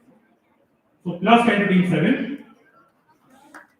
This is a direct question for Team 4. So Team 4 I'll come to you at the end. Any other teams pouncing? Only 7 has pounced. 3 are also pounced. Write the answers. Don't shout the answers out. Minus 5 to Team 3. Don't shout the answer. Plus 10 to Team 2. So that's clear. That's a plus 10 to Team 7. Minus 5 to Team 3. And a plus 10 to Team 2. Team 4 is also, it's your direct question, so I'll count you. Okay, nobody else is pausing. Team 4, you can say it out on the mic. Sorry? Not monks, I'll pass you. Team 3 pounds, Team 2 pounds, Team 1. Which group of people are associated with this? Okay. They said monks, not monks. Any guesses? I'll pass you. Team 8. Not Chinese, I'll pass you. Team 7 pounds, got it right. Team 6. I need something specific. I'll pass you. Team 5. Not tribes. Team 4 is your direct question. Audience, anybody? Yeah? Let's have a look at the answer. Get an audience question. Two more first is the right answer. Okay, last 3 questions of this round before we move to the buzzer round. So Team 3, you can now pick the topic. Audience, once again, please don't prompt teams on stage. Team 3, any topic?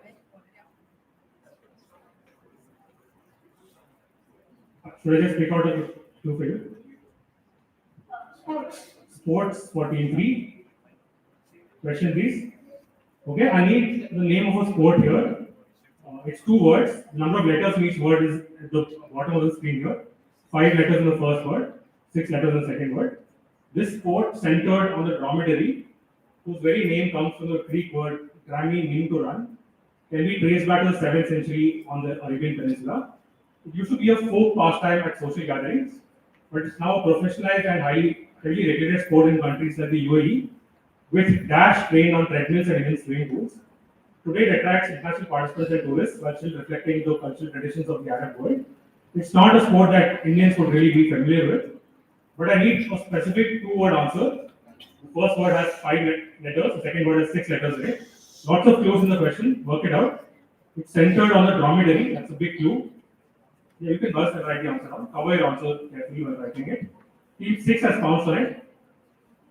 Again, look at the fact that it started in the Arabian Peninsula, it's still famous in the Arab world. It's not a very conventional sport. Like Indians might not really know of this sport that much, but you can all work it out from the clues here on screen. Think of what the dromedary could be. Okay, fine. Plus 10 to Team 6, very well worked out. Still open on the pounds. Nobody's pouncing, so Team 3, you have an answer. I need a specific 2-word answer. First word has 5 letters, second word has 6 letters. Sorry, relay race, I'll pass you. Team 2. Passing Team 1. Table tennis. Not table tennis. I said unconventional sport. Team 8. Passing. Team 7. No idea. No idea. Okay. Team 6 pounds. Team 5. Track running or passing. Team 4. Team 3. Your question. Audience, anybody? Somebody is not answered. Oh, yeah, boys are very bad. Not marathon. I'll just give you a chance to team 6 to answer this. Camel racing. Camel racing is the right answer. Let's have a look at the answer. So the dromedary is the type of camel, as some of you might know. So this is a famous sport in the animated. It's called camel racing. So only team 6 gets points on that. Last 2 questions of this round. Team 2. Explorers. Okay, so let's go to this question. So this question, I need 2 answers. I need 2 answers from each team. Show the image first.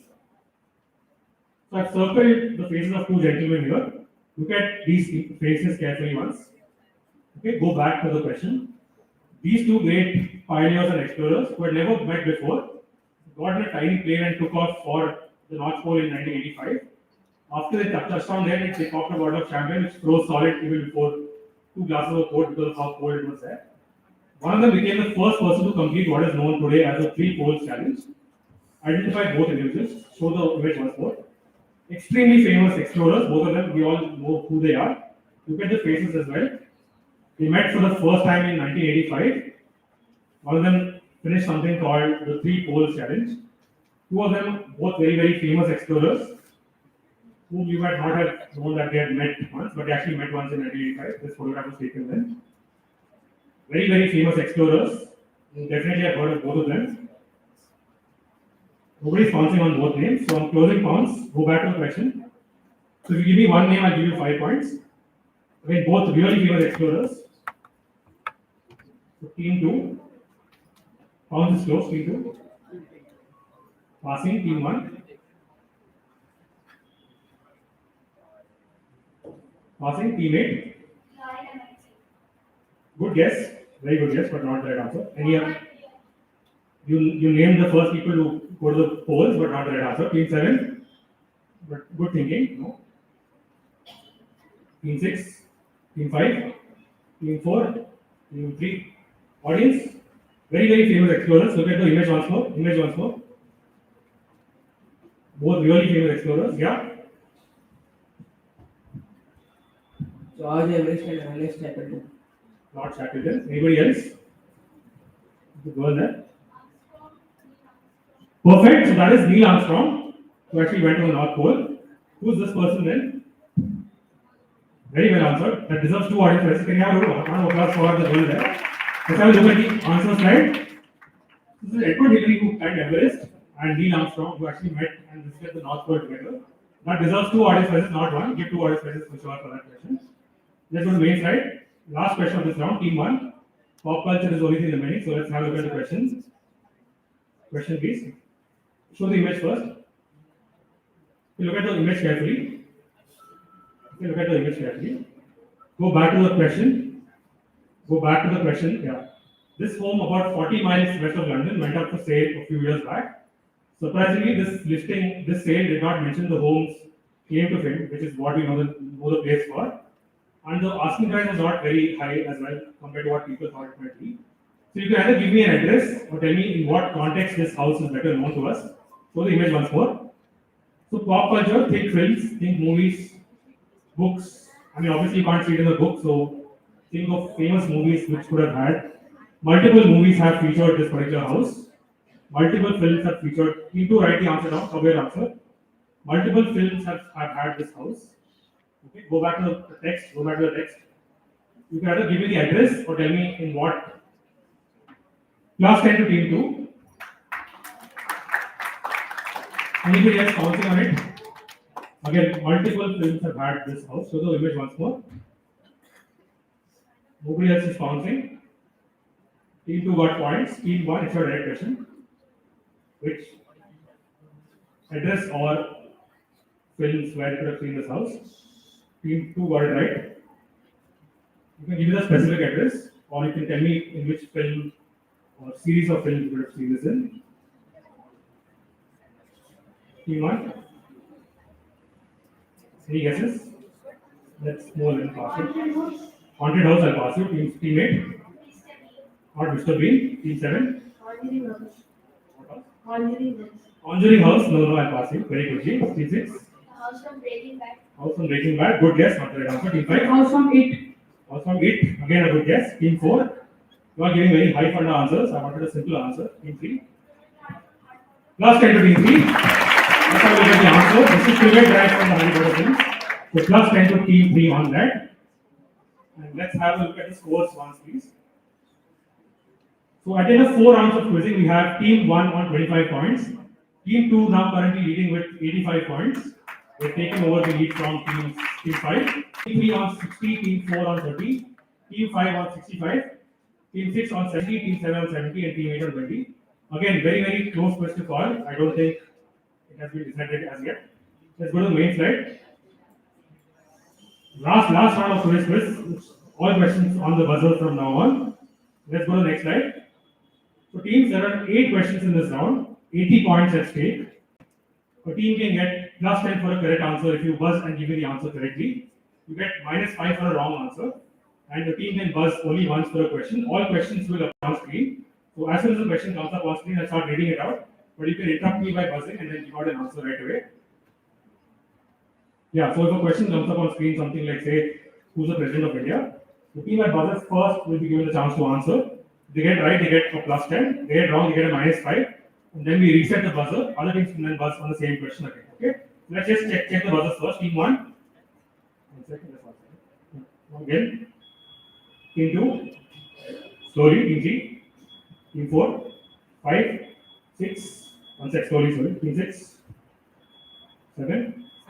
Team 8. Okay? So only the teams that are identifying first will be allowed to answer. Team 7 don't buzz out of turn. Team 2 just buzz once. Team 2 just buzz once. Team 7 try buzzing first.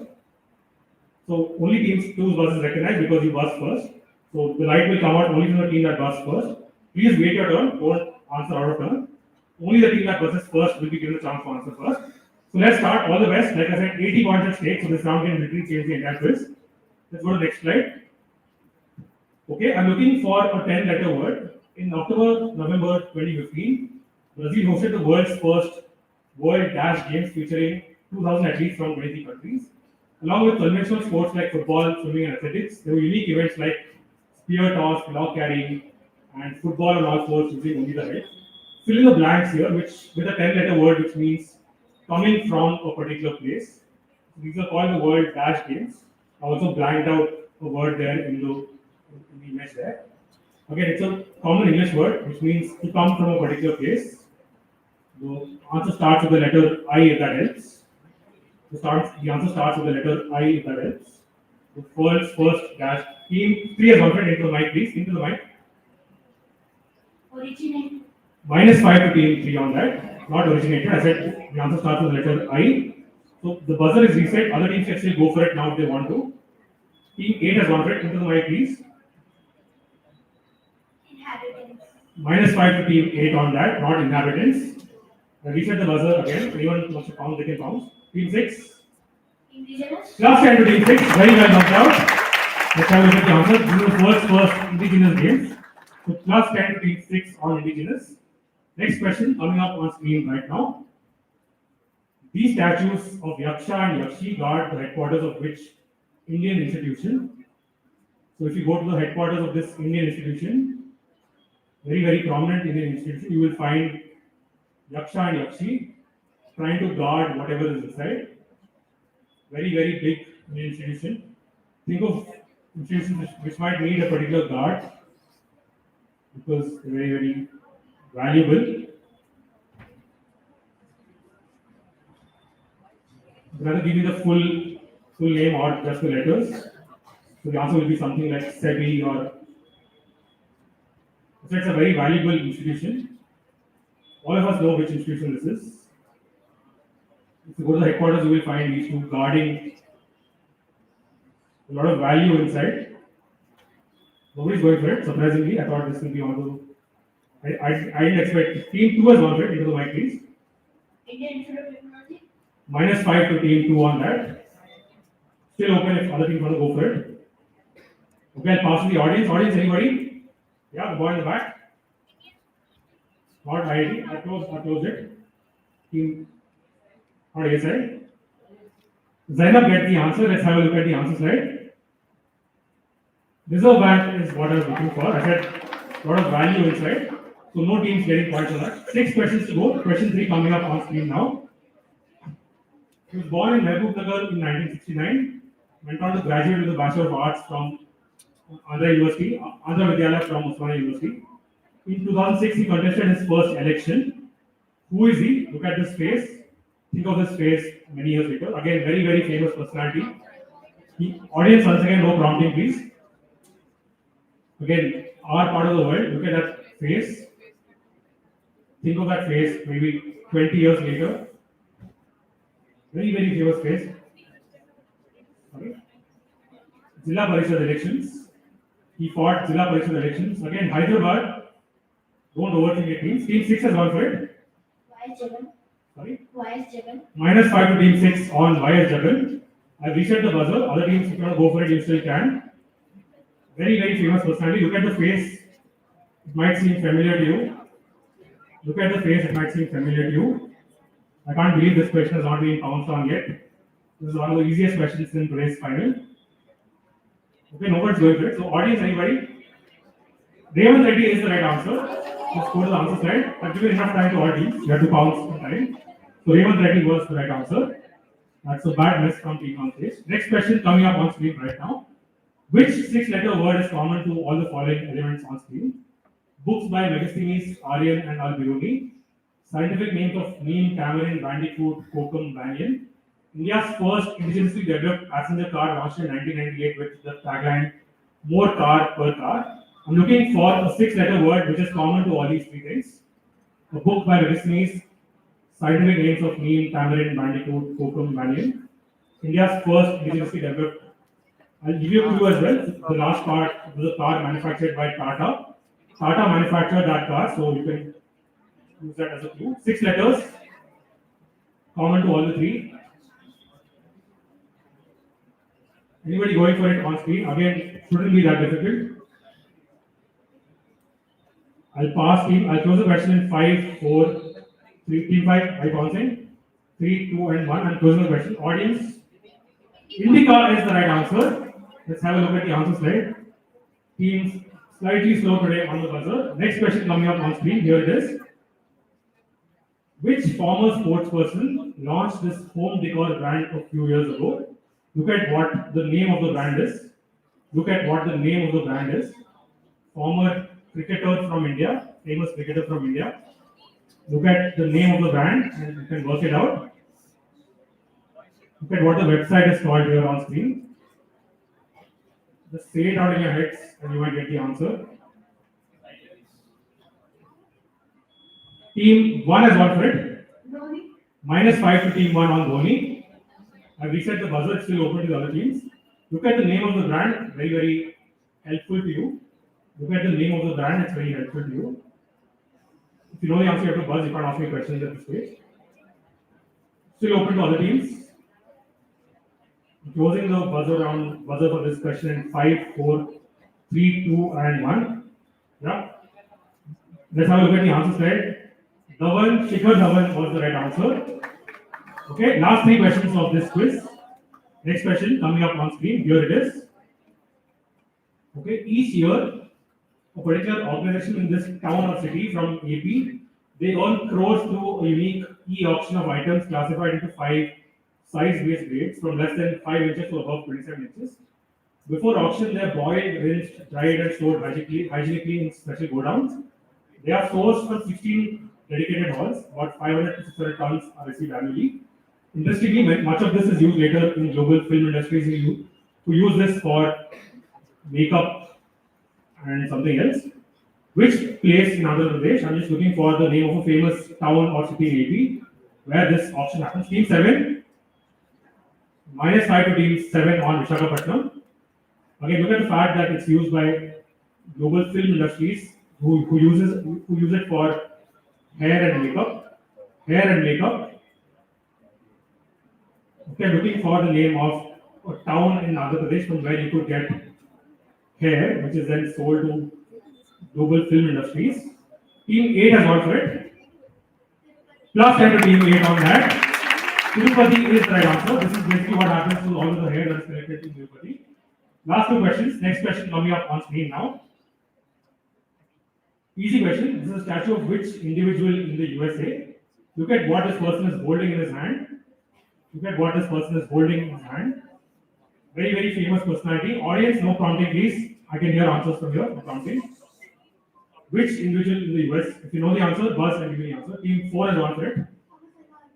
Thomas Alva Edison, holding a light bulb. Plus 10 to team 7 on that. Edison is the right answer. And the last question of today's junior category quiz. Let's have a look at the question, please. Which real-life family is portrayed by these two actors in the 2017 film?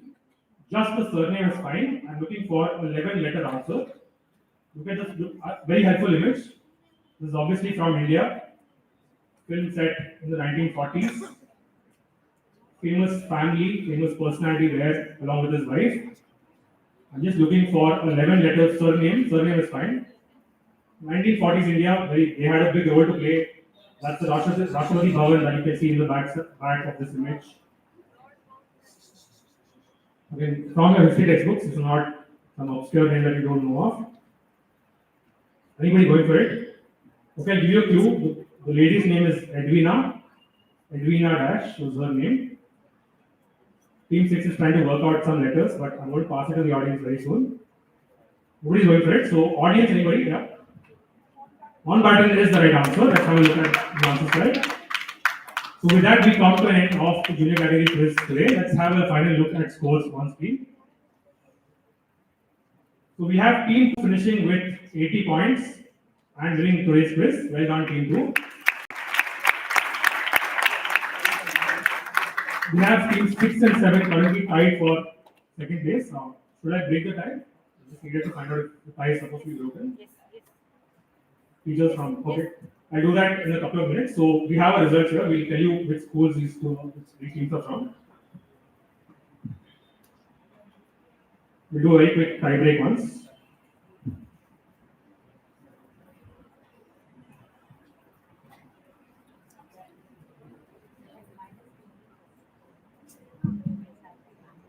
Okay, so teams 6 and 7, there's a tie to decide who's going to finish second here. So what we do is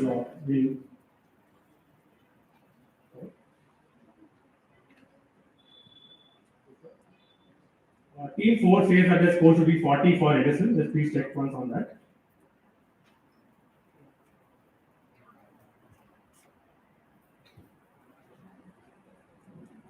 Okay, teams 6 and 7. We do the final question on the buzzer itself. Team 6, could you just press the buzzer once? Team 7.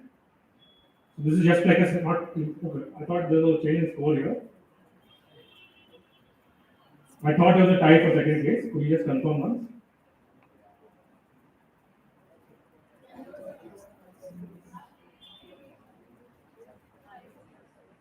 Okay, so there is no tie. So we have our final scores here. So winner for today's quiz is team 2. Then we have team 6 finishing second with 75 points. And then we have team. Okay, we have a tie break after all. So we have team 5 and team 7 going to a tie break. So team 5, team 7 will have a tie break for the two of you. Team 5, just press the buzzer once. Team 7. Okay, I'll ask you a question. Whichever team buzzes first gets third prize. Okay? Okay, question won't come on screen, so I'll just ask you a question. Vishal Bharadwaj, the Indian filmmaker, made films like Makbul, Omkara and Heather based on the works of which famous English playwright? Very famous English playwright from the 16th century. Vishal Bharadwaj made films like Makbul. Audience, please no prompting. Only for teams 5 and 7. Very, very famous playwright. Known for plays like Midsummer Night's Dream, Hamlet, and Othello. Teams 5 and 7, are you going for it? You have to buzz and give me the answer. If you give me a wrong answer, team 5 ends up coming third. But if you give me a right answer, third place is yours. Okay, the right answer was Shakespeare. Next question should be simple. Let's see. Who is the first ever woman chief minister of an Indian state? The first Indian woman chief minister of an Indian state. You have to buzz and give me the answer, teams. If you give it to me incorrectly, the other team comes third. You have to buzz team 5. Rekha Gupta. Not Rekha Gupta. The answer was Suchita Kriplani. So team 7 ends up finishing in third place. Suchita Kriplani from Uttar Pradesh back in the 20th century. So team 7 ends up coming third with 65 points, and we have team 6 on 75 winning the quiz. Sorry, second place, and team 2 winning the quiz. With that, we can start with the senior category final in the next 5 minutes. We'll announce the school names at the very end when correction is going to happen. Fourth prize? We'll find. There is a fourth prize as well, so do not be disappointed on that. We'll give out the results for the senior category as well in a couple of minutes. I think it's scanning. Scan, we have to scan and we have to. Well done, students. Congratulations to all the winners.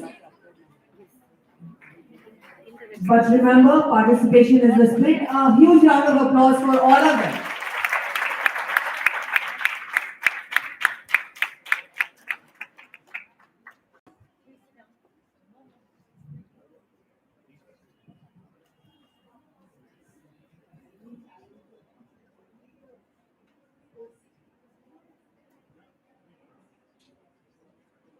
Can I have the slide, please? The previous slide, please. Yeah, team 2, where are you? Team 2. Here are the winners of juniors quiz competition. Can you please stand so that all our audience can see? Well done, children. Then second prize is backed by. Okay, can I get the name of the school? Okay, it's Olive Mount Global School. Congratulations to the school, teacher, and the team. Then the second prize goes to team 6. Children, can you reveal your name of the school, please? St. Paul's. St. Paul's High School, that's the second place. Congratulations to the team, teachers, and the school. And the third prize is backed by team 7. Team 7. Which school can you? St. Gabriel's. Well done, children. Congratulations to the school, team, and teachers. And fourth prize goes to team 5. Montfort School CBSE Kazipet. Well done, children. Well done. Congratulations to the teachers, school, and the team members. Congratulations. May I request you all to kindly take your place in the audience.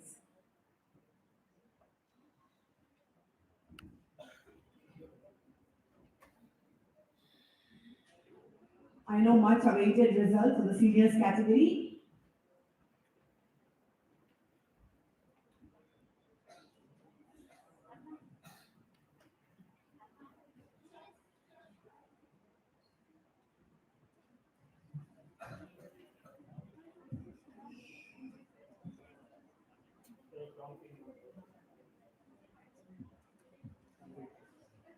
Okay, so before we announce the senior category finalists, I'd just like to announce the team which finished 9th in the prelims.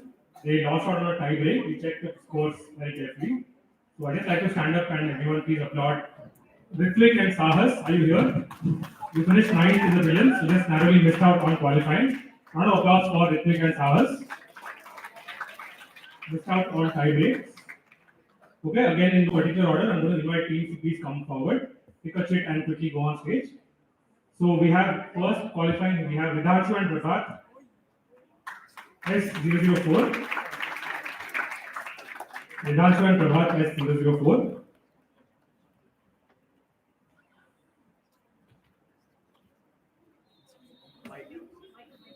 Mujtaba, Mike.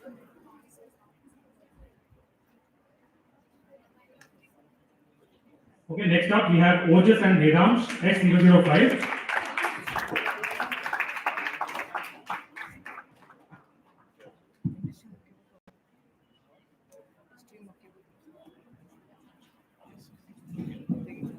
It's team 8. Next team to qualify, Chinmay and Dedeep, S018.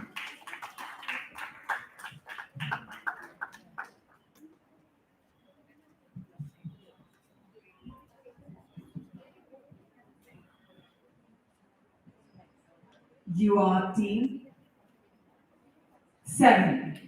Please take your seats on the stage. Next team to qualify, we have S007, Surya and Kirtana. Again, team, please come forward, quickly take the check and go to your assigned place on screen. And you are team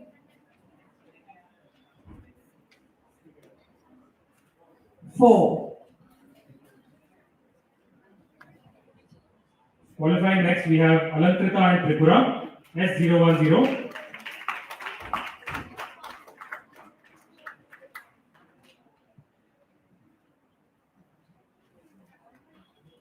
You are team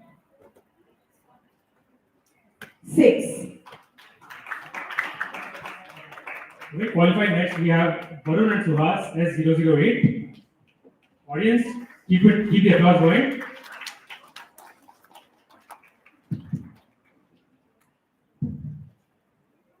We have our 6 teams here with us. Your team is 2. Team 2.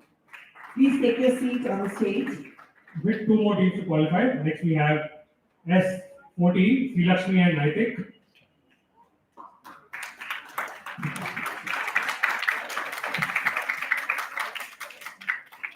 And you are team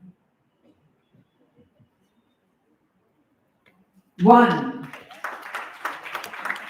And our last team to qualify. Any guesses? What's your name? This is Mutasim and Ahmed. Good guess. Yes, Good 17. guess. And you are team 3. All the best to all the qualifying teams. Can we put our hands together and cheer them up? Thank you.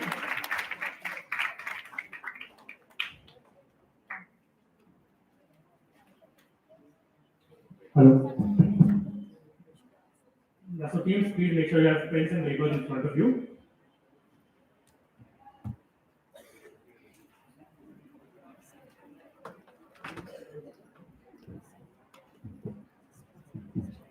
So I think all of you were part of the audience for the previous quiz, so you know how the format works. We don't have to waste much time going over the format once again. Once again, can you have a round of applause for all teams that are qualified for the senior category quiz? So let's start with the quiz without any further delay. Let's go to the next slide. Same format, like I said, no changes in the format whatsoever. Let's go to the first slide. So team 1 will be going clockwise in this round, 1 question per team. You can pick out a number and a question will come up. You can then answer that question. Team 1. Number 7, please. Whose life is the subject of the book, The Big Bull of the Large Street? Is it A. Harshad Mehta, B. Rakesh Jhunjhunwala, C. Uday Kotak, or D. Anand Mahindra? 2 attempts, plus 10 for the first attempt, plus 5 for the second attempt. Harshad Mehta is incorrect. Rakesh Jhunjhunwala will give plus 5 to team 1 on that. Getting the first points of the senior category quiz. Team 2. Again, please remember which number has been picked so that you can't pick the same number again. 4. Number 4. Against which team did India play the final of the first World Test Championship in 2021? Is it New Zealand, England, Australia, or England? Sorry, the fourth one should be West Indies. New Zealand, England, Australia, or West Indies.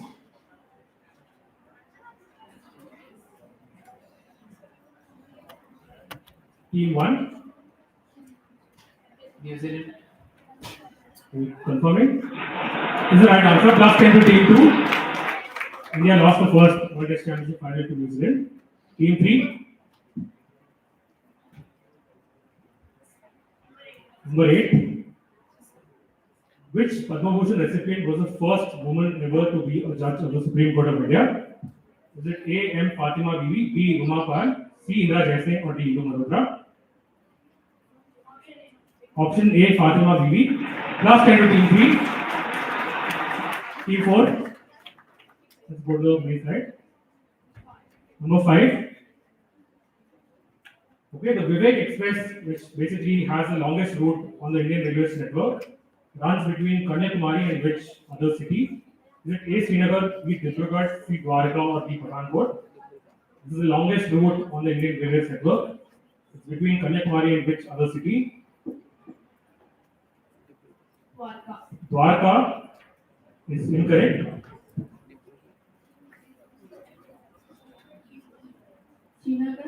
Srinagar is also incorrect.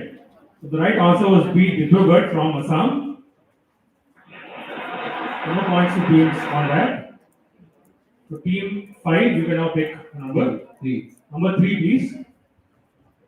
Which canal connects the Atlantic Ocean to the Pacific Ocean? Panama Canal. B. Panama Canal. Last 10 to team 5.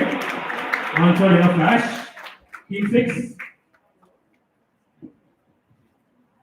Number 1.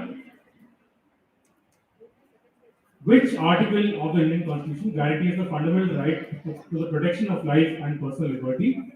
Is it Article 14, Article 15, Article 21, or Article 18? B. Article 15. Article 15 says team 6 is incorrect. Article 21. 21 plus 5 points to team 6 on that. Last 2 questions of this round. Team 7. Number 6. Okay, Spiti, Kathiawari, and Marwari are 3 species of what animal registered with the National Bureau of Animal Genetics Resources? Is it a cow, a dog, a goat, or a horse? Look at the names. What species of animal, what animal is basically this, for which these 3 species are registered under the National Bureau? C. Goat is not the right answer. D horse. D. Horse. Plus 5 to team 7 on that. And the last question of this round to team 8, whichever is the remaining number. Just click, I think, number 2. Yeah. Which date is celebrated worldwide to honor the mathematical constant that represents the ratio of a circle's circumference to its diameter? So you can definitely work it out. B. 14 March. Plus 10 to team 8. This is 5 days celebrated every year on 14 March because it's the 3rd month and the 14th day. Audience, one question for you quickly before we move to the first round. Which individual is the subject of this artwork? Can be worked out from the image. Look at the white portions of the image. Look at what it looks like. Mother Teresa is the right answer. Can we have an audience prize here in the first row? Because it was blue sari, that was Mother Teresa. One more audience question quickly. Okay, there's a famous painting by an artist called Paul Cézanne from France. What is the painting called? Just tell me what this painting is called based on what the image looks like. Right, just shout the answer out. No, not Russian roulette. Yeah. Not poker. Simple answer, 2 words. What are they doing essentially is the name of the painting. There's a boy in the back. Anybody can take the mic and give me an answer. What are they doing essentially? That's the name of the painting. They are making something. They're not making something. Yeah. Cards. Which game? Uno cards. Let's have a look at the answer slide. Give him an audience prize. It's called the card players because they're not playing card games. Next slide. Teams are all familiar with pawns. You've all seen how it works. So I'm not explaining pawns to you again. Okay, so let's go to the first question. Let's keep moving. I don't think we need to go pawns after anymore. Yeah, this is the first question. Team 1.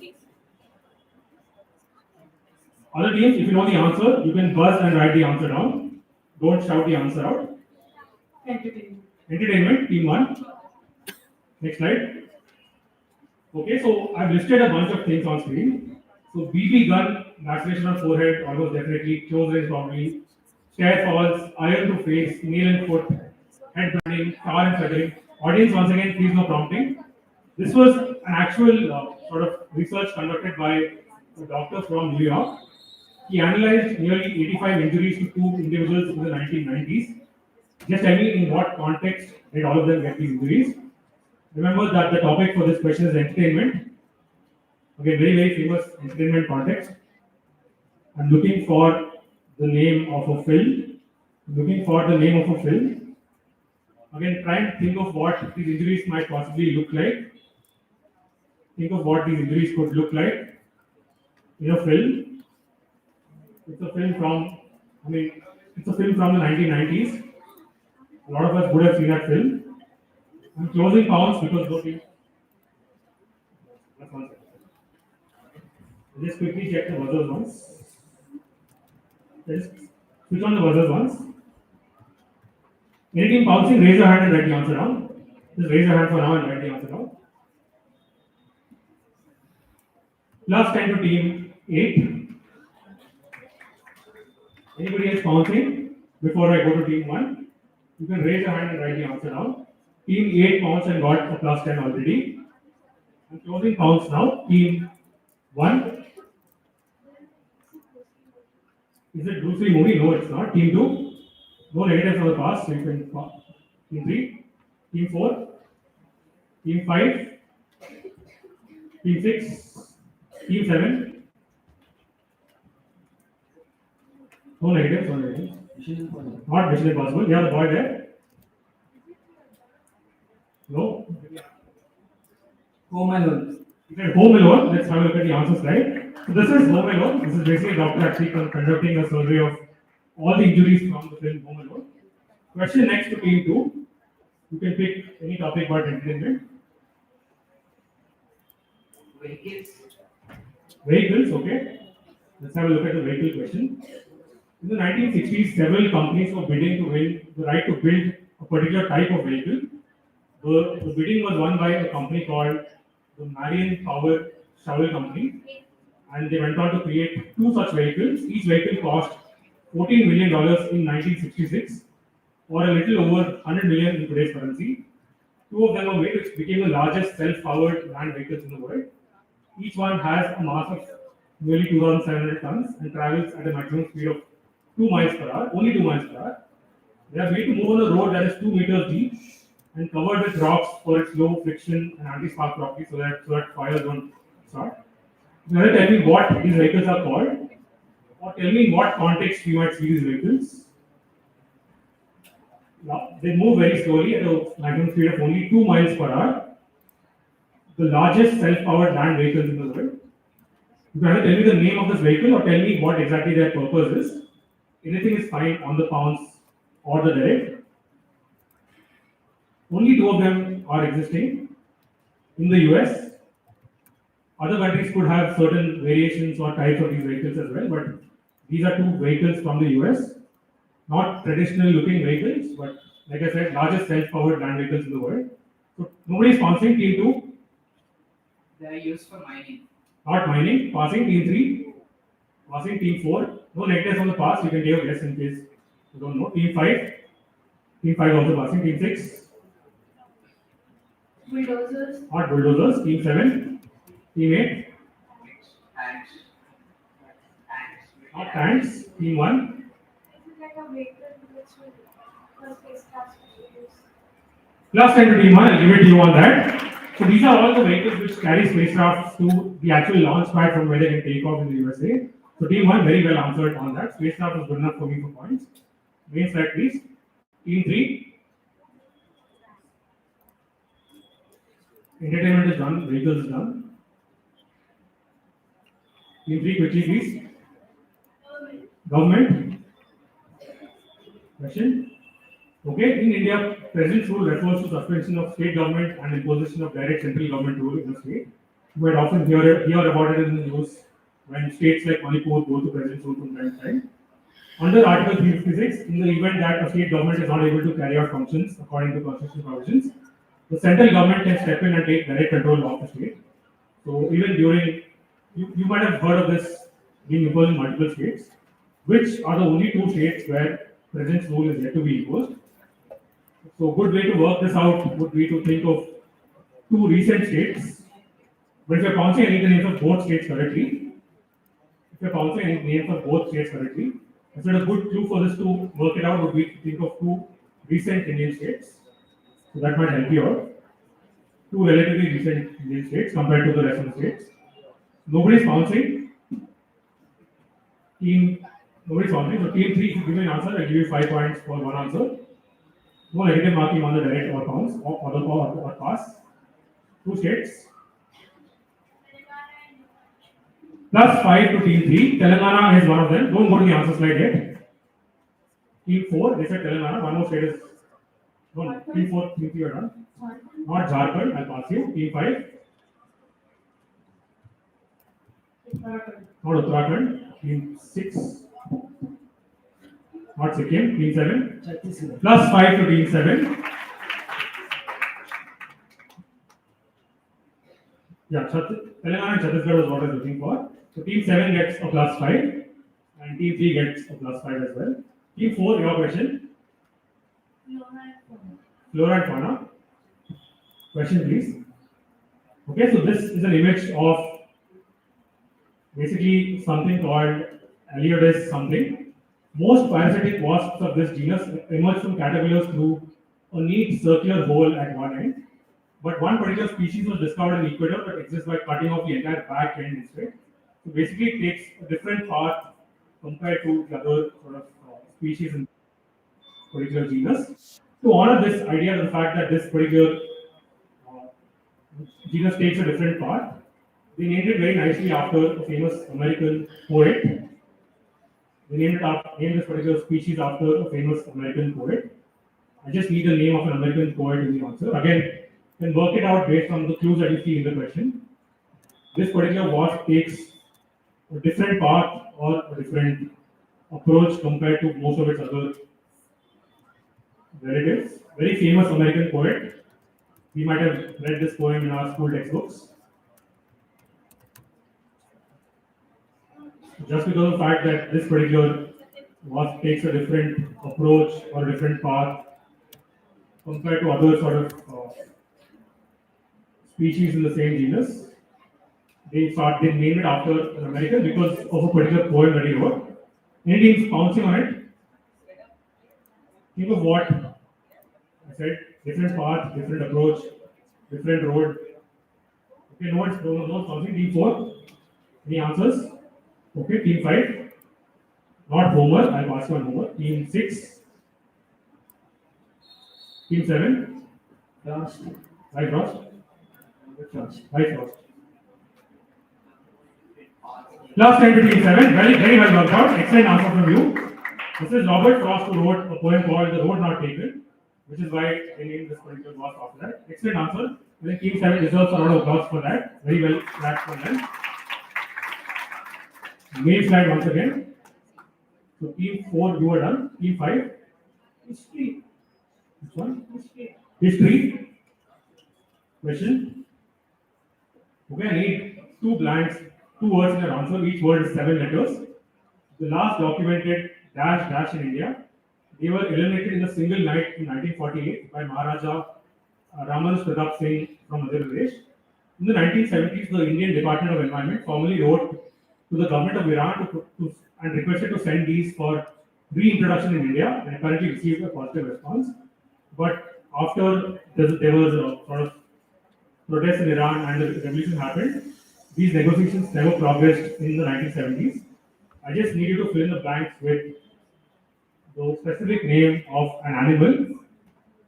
Specific name of an animal. Again, we've heard of this reintroduction happening in the recent past. I just need 2 words in the answer. So the answer will be something like African elephant. The answer will be something like African elephant. Like I said, each blank is 7 letters each. So the answer will be something like African elephant. These were not found in India for many years until they were reintroduced recently. Again, it's an animal that all of us know about. It's not some obscure animal that we have not heard of. But in the 1940s, they were first eliminated. India tried to get them back in the 1970s. Didn't happen. So we got them back again a few years back from now. Nobody's bouncing.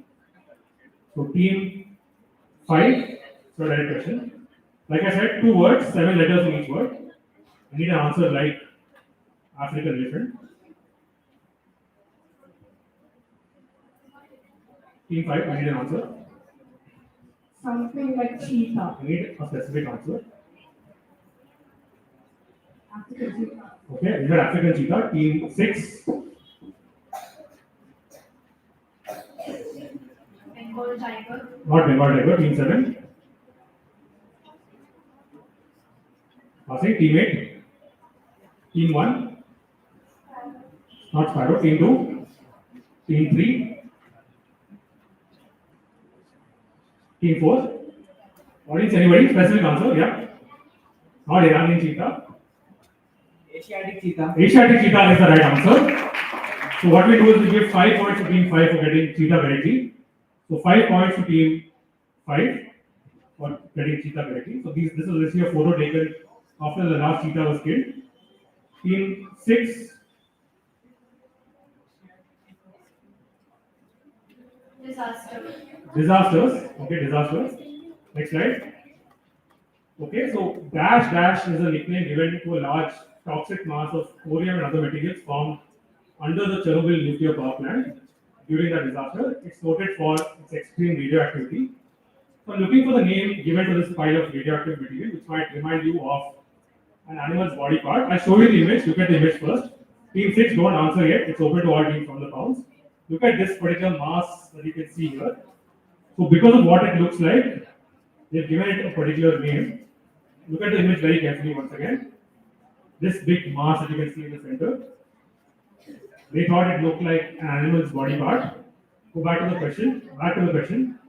Yeah, so what is the name given to this pile of radioactive material which might remind you of an animal's body part? Go back to the image once more. Okay, look at this. Think of what it looks like and what name might be given to it. This big thing that you see here in the center.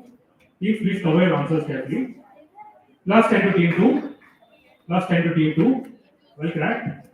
Need a 2-word answer which might remind you of an animal's body part. Question please. Nobody else is bouncing. So team 6, I need an answer now. It looks like a whale. It looks like a whale. I said 2 words, but not whale. I'll pass you. Team 7. A dead whale. A dead whale. No, I'll pass you on dead whale. A whale's heart. A snake's head. No. Nice answers. Interesting answers, but no. Team 2 pounds. Team 3. Team 4. Whale head. Whale head. No. Team 5. Whale vomit. I don't know why everyone went on this whale tangent, but let's see. Yeah. Perfect. Let's have a look at the answer. Let's have a look at it. This looks like an elephant's foot. So they call it elephant's foot. So points only to team 2 on that. Okay, so penultimate question in this round. Team 7. Business. Next slide. Okay. So this person, his name is BSS Money. He came up with a company headquartered in Mumbai. And he came up with the idea for this company when he was working for another company called United Database India. In 1996, he came to know that Mumbai's Kandivali exchange owned something that was rather unique. He was well aware of the importance of this particular unique thing to his business, as it would be very easy for his customers to remember. And then he asked the general manager at the exchange to give it to him. Which company was just founded? I'm looking for one word in the answer. It's a company whose ads you might have seen in movie theaters just before movies are being played. Audience, no prompting, please. Audience, please, no prompting. Okay, lots of clues in the question. He bought something because he knew that it would be easy for his customers to remember. And it was being owned by an exchange of sorts. I'm looking for a one-word company name. It's a company whose ads you would see playing before films in theaters. Audience, again, please don't shout answers, and I heard the answer from the audience. Direct question to team 7. One word, again, look at the fact that he bought something which he thought customers would be able to remember very easily. And it was first owned by some other entity and it was very unique. They paid some money to actually buy it. Nobody's sponsoring team 7. We see the ads play very often before films. It's one word. I mean, it might sound like 2 words, but it is one word. Not Aditya Birla, team A. Passing team 1. Team 2, you don't know, we'll just pass. Team 3, P series, I'll pass you. Team 4, not laptop. Team 5, IDC. not IDC. Team 6, not stock market. Team 7, your question. Audience, anybody? Amul. Not Amul. Not anti-smoking. I said a brand name. No. So he basically got a phone number. The phone number here was 8888888888. So even if you call that number now, you get the name of this brand. Let's have a look at the answer. Just that is the right answer. Well answered. So last question of this round. Which topic is that? I think Proverbs. Click Proverbs. Team 8. Your Proverbs question. So 4 blanks. Also, blank size is indicative, so the actual length of the blank is the answer itself. So dash dash dash dash, building a safer health system. This is a landmark report issued in November 1999 by the US Institute of Medicine. The report brought the issues of medical and patient safety to the forefront of national concern. The report concluded that 44,000 to 98,000 people are affected each year as a result of preventable medical mistakes. What was the appropriate title of this report, acknowledging how common and universal mistakes are? I just need you to fill in the blanks here. It might remind you of a very famous proverb. Again, think of a proverb which might talk about making mistakes. I'm not looking for the full proverb, I'm just looking for 4 words from the proverb which fit in those blanks here. So the answer will be something like a stitch in time. The answer will be something like a stitch in time. Like it's a part of a larger proverb. The proverb to do with making mistakes. Think of what mistakes are also called. Think of what mistakes are also called. Looking for one half of a proverb. Nobody's bouncing, so team 8. Senior category quiz. Questions won't be as easy as the junior category quiz. So team 8. No. Passing team 1. Good guess, but I said the blank size is indicated, so it's a small series of words. Team 2. Team 3, Team 4, Team 5, Team 6, Team 7. You are what you eat. You are what you eat. No, Team 8, your question. Audience? Beautiful answer. You get yourself an audience prize on that. Let's have a look at the answer slide. It's called 2 Earth is Human. So that was the final question in this round. Let's go to the main slide. Let's have a look at scores now. After 2 rounds of quizzing, we'll try and wrap up in the next 25-30 minutes. So team 1 on 15 points, team 2 on 20, team 3 on 15, team 4 yet to score, 5 on 15, 6 on 5, 7 on 20, 8 on 20. They slightly low scoring quiz compared to the junior category round, but again, 3 rounds to go, anything can happen. Next slide. So round 3 is the grid round, which all of you might be familiar with already. So team 8, you will get the first pick. We won't do the demo again. Number 5. Okay, identify the 5 of these which are officially recognized as UNESCO World Heritage Sites in India. You can start the time. Reduce the volume, please. Into the mic. Gateway of India. Is incorrect. 4 more attempts. Humayun's Tomb. Is correct. Lotus Temple is also incorrect. 2 more attempts. Meenakshi Temple is also incorrect. 1 more attempt. Sorry. Agra Fort is right. So you will get a plus 10 on that. So plus 10 to team 8. The remaining answers were Mountain Railways of India, Shantiniketan, and Fatehpur Sikri. So team 8 gets a plus 10 on that. Go back to the main slide. Team 7. Number 7. Countries which use the euro as a currency. You can start the timer. France. Portugal, Slowly. Portugal. Italy, Germany. Poland. Poland is incorrect. So plus 20 points to team 7 on that. Audience, any idea which other country it is? It is Austria. Austria was the remaining answer. So 20 points to team 7 on that. Question next to team 6. Number 3. Go back to the next slide. Number 3, please. Is it 3, right? Just 1 second. Please show me.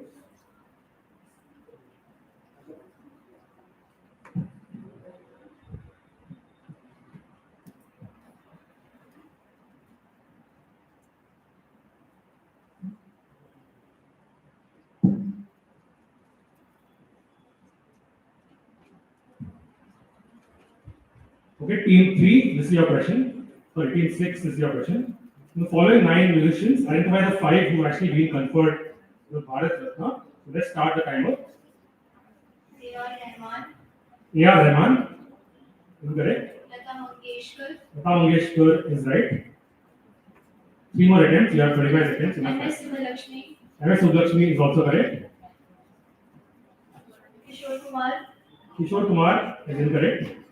Zakir Hussain, Zakir Hussain is also incorrect. So 10 points again to team 6 on that. So remaining answers were Pandit Vincent Joshi, Pandit Ravi Shankar, and Bismillah Khan. So go back to the main slide.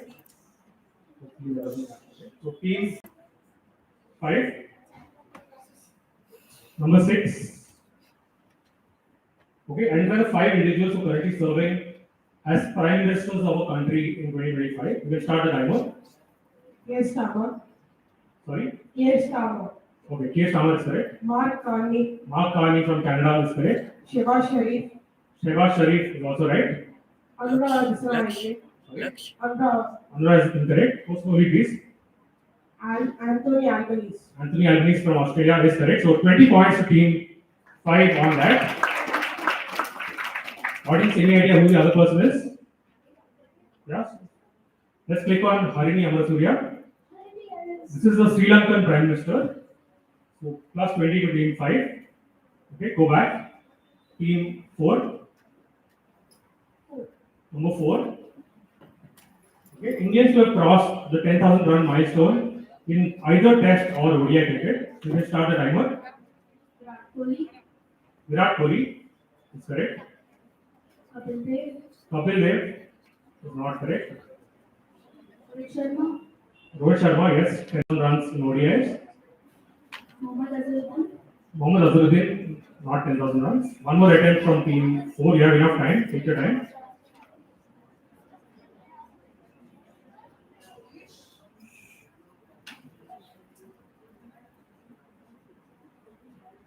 Team 4, 15 seconds. One more attempt. MS Dhoni also correct. So 15 points to team 4. So other answers were Rahul Dravid and Sunil Gavaskar. So go back to the main slide. 3 teams remaining. Team 3. Number 1. Okay, only a handful of Indian states have a legislative council in addition to a legislative assembly. To identify 5 states with a bicameral legislature. There are only 6, of which we've identified 5 here. We can start the timer. Telangana, Uttar Pradesh, West Bengal. 2 more attempts. Team Maharashtra is correct. You have 1 more attempt. You have enough time.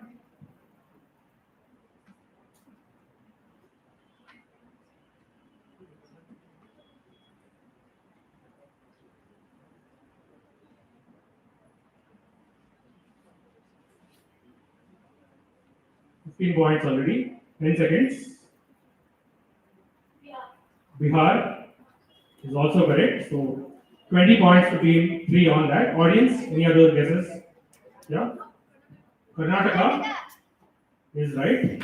So 20 points to team 3 on that question. Penultimate question of this round. Team 2. 8. Okay. Choose the 5 who are currently serving as chief ministers of Indian states or union territories. Start the timer. Current CMs of states or union territories. The timer started. Rekha Gupta of Delhi, correct.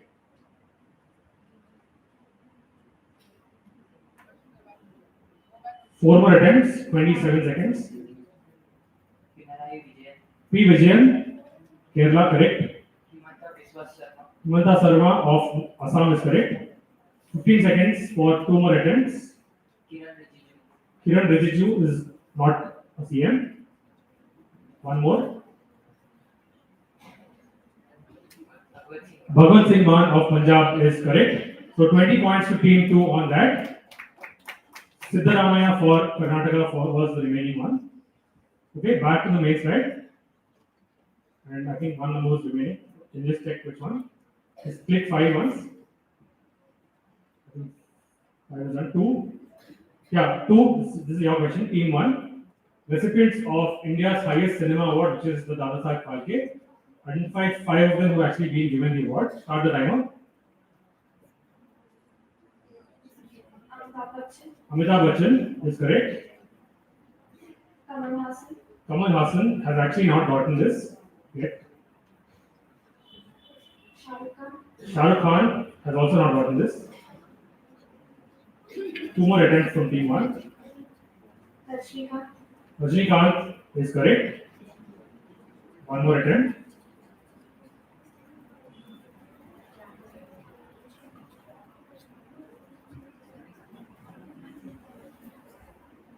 Ten seconds, team 1. I need an answer. Quickly, please.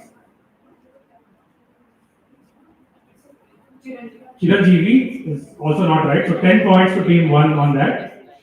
The remaining answers were K. Vishwanath, Shyam Benegal, and D. Ramanadu. So 10 points to team 1 on that. Let's go to the main slide and click next. Audience, one more question for you. Okay, what items are available in the colors that we see here on screen? Yeah? Light yellow. No? These are items that we find everywhere. Currency notes is the right answer. Let's have a look at the answer slide. These are all official colors given for currency notes in India. Next slide. I think maybe one more audience questions. Round 4 will be the same round, except team 8 will get the first tile again. Team 8, please be ready to pick the topic. Printing press achievements, Delhi, world history, sports, etymology, India, or buildings.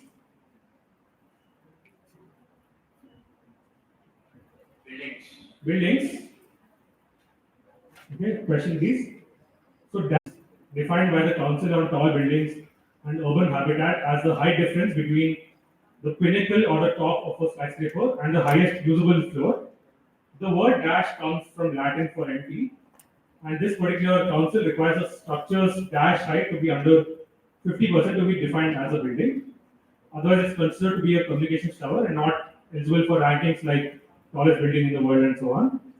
Fill in the blank with a 6-letter word that might describe something done just for show. Go to the next slide. I'm talking about this height. It's called the dash height. Again, just because it's done for show and nothing else.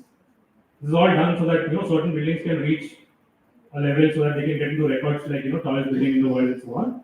Go back to the question. I'm looking for a simple 6-letter English word which might describe something done just for show. Comes from Latin for empty. And I think that's a lot of clues already. It's a common English word. Teams, if you're pouncing, then pounce and write the answer down. Nobody's pouncing, so team 8, I'll need an answer from you. English word, 6 letters. I'll pass you, team 7. Anti-clockwise now. Length. Not length, good guess, but no. Team 6. It's called dash height. Like I said, it's done only for show and nothing else. Team 6, passing. Team 5, occupied. Not occupied. Team 4, Meters. not meters. Team 3, team 2, pseudo. Very nice guess, but not the right answer. Team 1, team 8 is your question. Audience, anybody? Yeah, the boy there. Hollow. Not hollow. So again, it could be used to describe people as well. Something being done just for show. Action. You also start with the letter V, that helps. V. Let's have a look at the answer. So this is called vanity height. So again, like I said, just for show and nothing else. Go back to the main slide. Team 7. Sports. Okay, so the use of the Indian tricolor on cricket helmets has long sparked debate. Sachin Tendulkar once faced criticism for placing a flag below the PCCI logo for his helmet, which some felt violated the flag code in India. He later adjusted the position, and many Indian players followed suit. So you can see the image. This is what he used to have initially, and after the criticism, he started putting the tricolor like this. So fans had an interesting explanation for why MS Dhoni decided not to have the flag at all on his helmet while playing cricket for India. So they said, it's a specific cricket-related reason for why MS Dhoni did not have the national flag. If you're buzzing, just buzz and write the answer down. Please buzz and write the answer down. Press the buzzer. I don't think you have that yet.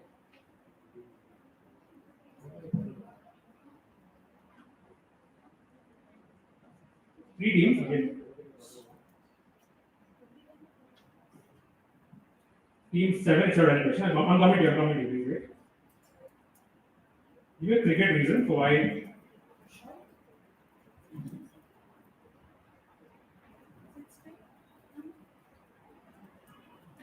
Plus 10 to team 1. Team 2 was found. Just write it down. Plus 10 to team 2.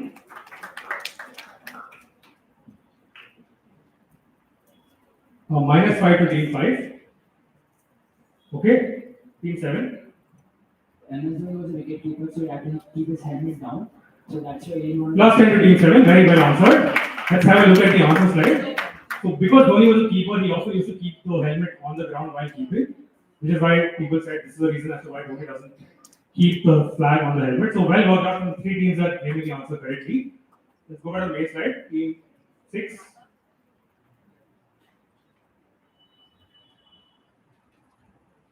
World history. World history. Okay, let's have a look at the question. So there's a big event called the Chicago World Fair in 1933, where the Graf Zeppelin was put on display. So the Germans who owned the Graf Zeppelin, they drove a hard bargain, forcing the US to release stamps and demanding a share of revenue from people who actually came to see the Graf Zeppelin. Once in Chicago, the pilot of this particular Zeppelin decided to fly only clockwise around the field for a specific reason. He also wanted to make a political statement against Germany at that time. Just tell me why was a clockwise path necessary for what he was doing? Show the image once. So this is the Graf Zeppelin. The Zeppelin, like I said, is an airship like this. He was flying this only clockwise, not anti-clockwise, for a very specific reason, which people said was an act of protest against Germany at that point in time. Just give me a nice, interesting answer as to why he was flying this only clockwise and not anti-clockwise. I mean, you can try and work it out. Lots of clues. He was trying to do this against Germany, trying to protest against Germany. Go back to the text. He was flying clockwise around the field for a particular reason. Why was this clockwise path necessary? So that's the question. Anybody bouncing? Just give me a nice, interesting answer. It could turn out to be right. Who was bouncing? So team 3, team 6. No negatives. So no, need something more specific. Team 5. Because it was a blimp. Because it was a blimp. So no, I'll pass you. Team 4. Team 3.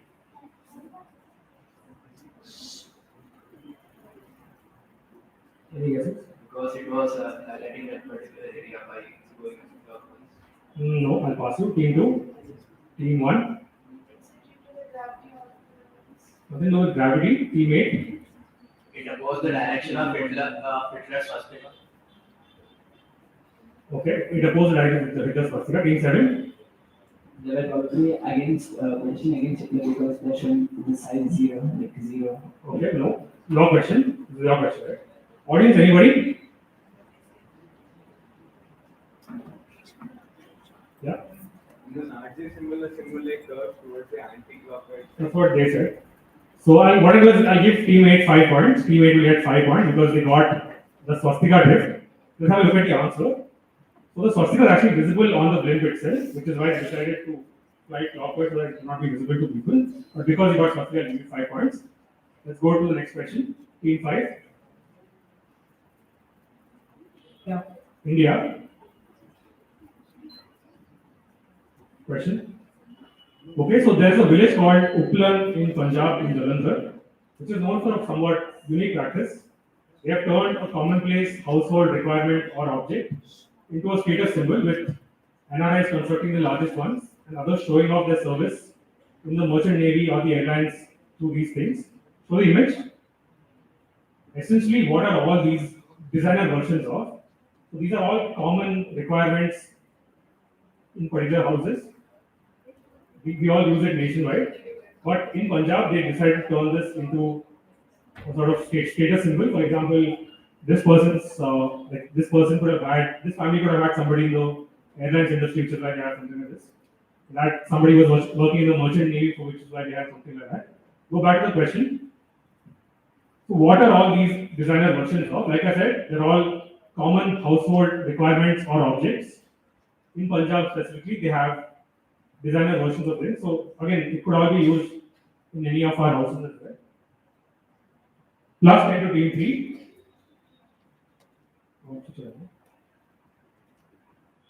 Yeah, plus 10 to team 3. Again, simple answer, don't overthink it. Go to the image again. See the fact that it's outside the house. Go back to the text. So team 3 pounds, got it right. Nobody else is bouncing, so closing pounds. Team 7, buzz and write the answer out. That's the buzzer. Okay, not buzzing. So on closing pounds, team 5. Since it is NRIs, it's about like staying in US, like a status. What are these objects basically? So show the image once again. What are these objects? Essentially is the question. What are these objects is the question. Should I pass? Pass. Team 4.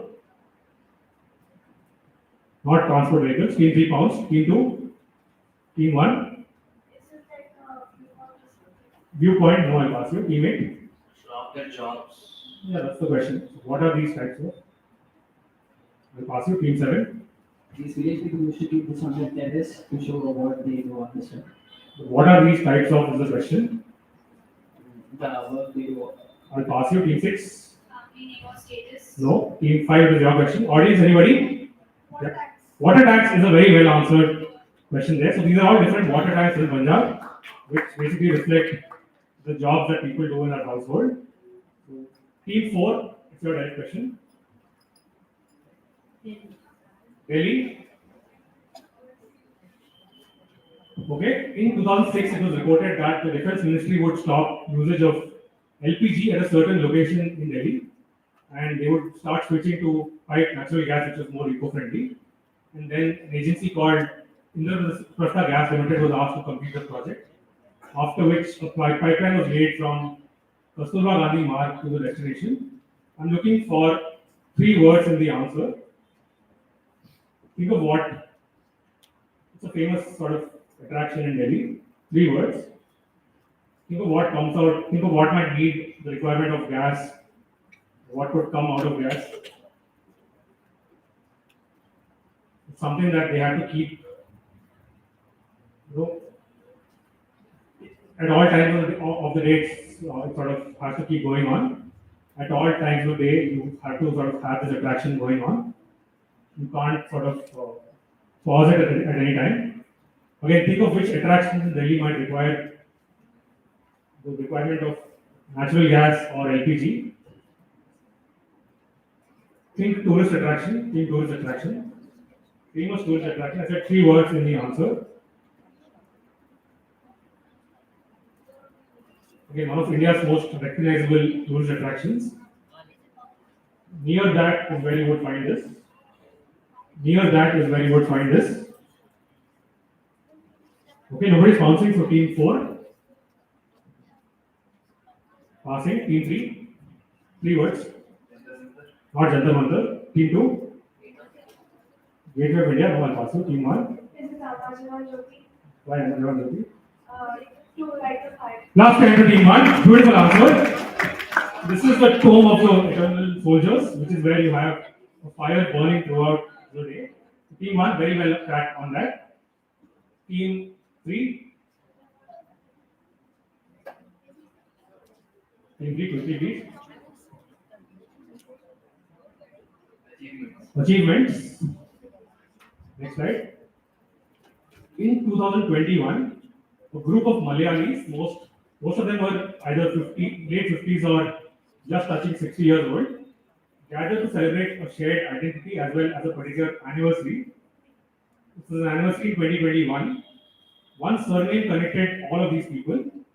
One member recalled a mix-up during his wife's first pregnancy, where hospital staff misread his name and called his wife Lakshmi Gangadharan and repeatedly called out the wrong name, delaying him from meeting his newborn. One other member said his father was a science enthusiast, which is what basically all of them had the same surname. Just tell me what surname this was which connected all of them together. Lots of clues in the question. This was happening in 2021. This was all done during the 60th anniversary of something. 2021, 60 years of something had happened. Somehow, a bunch of people in Kerala had all gotten a unique surname. And look at the fact that one of them basically, he said his wife was being called incorrectly as Lakshmi Gangadharan. Again, that is a big clue. 60 years of something had happened in 2021. Something had happened somewhere else in the world, after which a bunch of people in Kerala decided, were named something, a common surname connecting all of them. Okay, all of you know who this person is. Some closing counts, nobody's bouncing, so team 3. I just need one surname. What's the clues? Team 3, I need an answer. Last time to team 3, let's have a look at the answer. This is basically 60 years of the first ever space flight. And after the space flight happened in 1960s, a bunch of enthusiastic parents in Kerala named their kids Gagarin. That's actually a photo from Kerala where they're garlanding Yuri Gagarin's bust. So well answered, team 3 plus 10 to you. Last 2 questions of this round before we move to the last round. Team 2. Etymology is basically words, something to do with words. Etymology. Okay. In the late 15th and 16th centuries, castles were built with narrow gaps in their walls, created by removing sections of brickwork to give archers tactical firing positions. But sometimes these openings that you see here on screen could also backfire, as enemy arrows could also slip through sometimes. This modern word is less about arrows and more about finding narrow openings elsewhere. Just tell me what English word originates from these structures. I'm looking for an 8-letter English word. You often hear about it in a business legal context, but the context is very similar to this, where you are giving somebody an opening to sort of find a way through. English word, 8 letters, again, pretty familiar, but mostly used in business and legal context. But the context, like I said, remains the same, where you actually created this for getting an advantage, but the other side is sort of using it to get back to you. I'm trying hard not to use the word in the question itself, but 8 letters, that's all I'm looking for. Again, look at what this image looks like and what you might actually call it. Common English word. Nobody's bouncing, so team 2.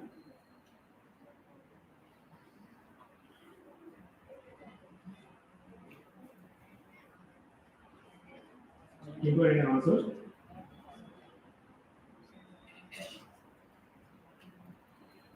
I'll pass you team 2. Team 1. Door lock. Interesting, yes, but no. Team 8. Openings, no. Team 7. Bargaining. Not bargaining. Team 6. Proposal. Not proposal. Team 5. Trading. Not trading. Team 4. Sorry. Team 3. Quickly, please. Investments. Not investments. Audience, anybody? Okay, this is not question, right? Audience? Loophole is the right answer. This is how the word loophole came into the English language. Like I said, it originates from these holes which were used to gain advantage, but then could also give advantages to the other attracting party. So team 1, last question of this round.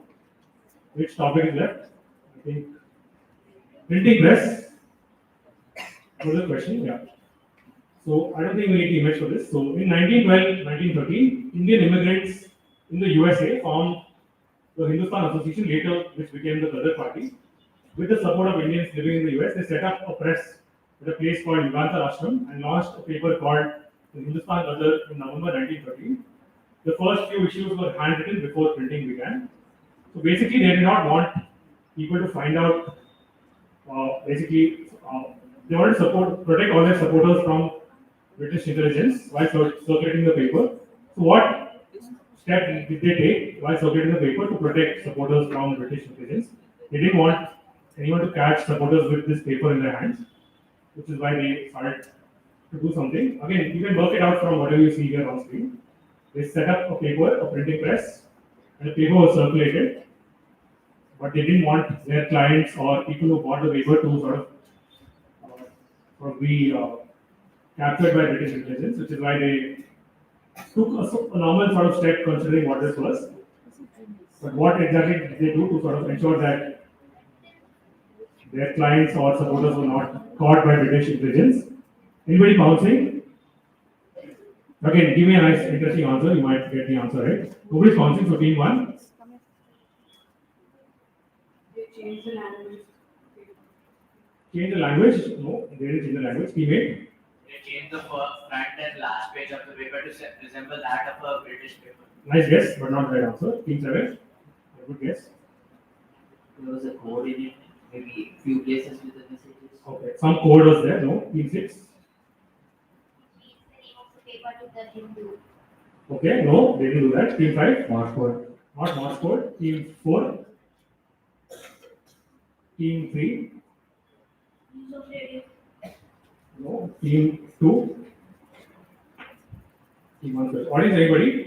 They basically did not want the British to find out who their customers were. They added a British supporting headline. No, nothing like that. Anybody else? You have the boy there. Did they give write it on some food and do like it? During the night time they used to. Nothing to do with that, but I heard some correct words from you. Let's have a look at the answer slide. So this is what the paper looked like, but that's not important. So basically what they do is they memorize the name of every single subscriber or client that they had to ensure that no internet evidence would fall into the hands of the British government. So every single person that they were selling the paper to, they made sure that they remembered the names. It was not written down on each piece of paper. So let's go to the main slide. Let's have a look at the scores once before we start the last round. So team 1 on 45 points, team 2 on 50 points, currently shared first with team 7. Team 3 on 55. So actually team 3 is leading the quiz with 55. Team 4 on 15, team 5 on 30, team 6 on 15, team 7 on 50, and team 8 on 35. So one team on 55, two teams on 50, and one team on 35 and 30. Again, I think it could all change in the last round. Let's go to the main slide. Let's quickly do a quick buzzer check once. Team 1, team 2. Just remove that bottle, I can't see the buzzer at all. Team 3, team 4. Just press the red color button in the back. Team 5, team 6, 7, 8. Okay, these are rules. 8 questions. Last time for the correct answer, -5 for the wrong answer. A team can buzz only once for a question. If you get correct, you get +10. If it's wrong, we reset the buzzer and then other teams can then buzz again. Let's go to the first team 8. There's no need to buzz again. First question coming up on screen. In London's railway stations, platforms feature these strips that you see here of colored paving studded with rows of small flat top domes. Team 2 has gone for it first. It's for the blind people. +10 to team 2. Team 2 was first. This is basically warning surfaces for visually impaired passengers or blind people, indicating the edge of the platform for safety. +10 to team 2 on that. Next question coming up on screen. Here it is. Which company uses this appropriate naming convention for its fleet? They have names like chili, coriander, cardamom, pepper, and so on. They use this naming convention for its fleet of airplanes. Again, very nice way to name their airplanes because of who this company is. Essentially, what are all these things that you see here on screen? It's an Indian airline. Team 8 has gone for it. SpiceJet. SpiceJet, +10 to team 8, well answered. Team 8 gets a plus 10 on that. Little slowly. Next question coming up. Here it is. A former Indian chief minister's family had a particular custom. Soon after a woman gave birth to a child, they were asked what they would like to eat. The newborn was actually then named after that foodstuff. Over years, this chief minister's mother had chosen names like Jalebi, Rasgulla, and Pan for three of her daughters. What was the name of the fourth daughter, whose husband has also been a CM in the same state? So it's a couple from the world of Indian politics. Both of them are pretty big names in this particular state. And like I said, the husband has also been a CM in the same state. And the wife has also been a chief minister in the same state. Both of them currently alive. This is from North India, if that helps. I'm looking for the name of the lady. This is from the state of Bihar. Okay, I thought Bihar would be a big clue. Nobody's going for it. I need the name of the woman whose husband has also been the CM in the same state. Look at the fact that her sisters are called Jalebi, Rasgulla, and Pan. So somebody whose name sounds like food from Bihar. Okay, nobody's going for it, surprisingly. Audience, anybody? Rabri Devi is the right answer. This is Rabri Devi from Bihar. She was given the name Rabri because they were eating Rabri at that time. Next question. Question 4, here it is. Again, I just need you to fill in the blanks here. Look at the number of letters in the blank. So this is a photo of Justin Dash, a journalist and news reporter who in 2015 became a reporter for the BBC in Delhi. In an article in 2017, he acknowledged that his grandfather basically had some negative role in India, and he was worried that his grandfather's surname would also prove to be a handicap during this journalist posting in India as well. Just tell me what the grandfather's surname was, which Justin also has. The exact year here is 1919, and look at the number of blanks in the image. Somebody from our history textbooks, all of us know who this person is. 7 letters, just need a surname from 1919. Somebody who came to India. This has nothing to do with Jallianwala Bagh, by the way. Nothing to do with Jallianwala Bagh. But an infamous sort of legislation had happened. People were getting arrested left, right, and center because of something. Again, right from history textbooks. I think the juniors might have gotten this. I'm very surprised you are. Team 8 has gone for it. Rowlett, plus 10 to team 8, well answered. Rowlett is the right answer. That was Sidney Rowlett's grandson who came to India. So plus 10 to team 8 on that. Next question. Okay, last few questions. In the sensational Chhindwara court murder case, there's a villager named Total who was found dead in 1949. The police theory was that the accused conspired to murder him as he was in love with his wife. But the defense in the court actually read passages from a famous non-fiction book at that time, which proved that these injuries that were inflicted on him were from another source, which then released book was this, which proved that this person was not murdered, but he had injuries coming from another source. This is all happening near Madhya Pradesh around that time. A non-fiction book written by somebody from the world of conservation and wildlife. He wrote a famous book, and that book proved how something was operating in that area at that point in time. Famous book which proved that this person did not kill, but he got injuries from a particular animal. Famous book again, non-fiction. Nobody's going for it. I'm going to go to the audience in 3, 2, and 1. Audience, anybody? Yeah? What is the book name? Anybody? Somebody from the world of conservation, wildlife, I said animal. Let's have a look at the answer. Let's not waste time. It is 0. This is Man Eaters of Kumaon by Jim Corbett. They read this book and found out that he had not murdered anybody. Next question. Last 3 questions. Every year in Telangana, a few hundred individuals gather at a particular location. They're all fighting for mangled iron frames and metallic remnants. These scraps, once they've been extracted, they eventually find their way to automobile workshops and scrap dealers. And they also have private operators who actually have official tenders and then clash against informal laborers and rag pickers. Just tell me at what juncture or time of the year all these people come to a particular location and then start taking away mangled iron frames and metallic remnants, or what location this is happening in. So location that's not very far from all of us right now. It's all happening in Hyderabad. Again, think of which time of the year this could possibly be in. They're all extracting this from the water if that helps. They're all extracting this from the water if that helps. So you can tell me which location this is. Like I said, not too far from all of us. Which water body is closest to us? Is essentially the question. Okay, nobody's going for it, so I'm going to the audience in 5. I said, which water body is closest to us from where all of this is happening at one particular time of the year? You can either give me a name for water body near us. Again, you have to pounce and go for it. I can't spoon feed the answers to you. Team 3, if you want to go for it, just buzz and give me the answer. Okay? -5 to team 3. Anybody else going for it? Team 3 said Himayat Sagar. Not team 6. Team 6 has gone for it. -5 to team 6. Anybody else? Team 5 has gone for it.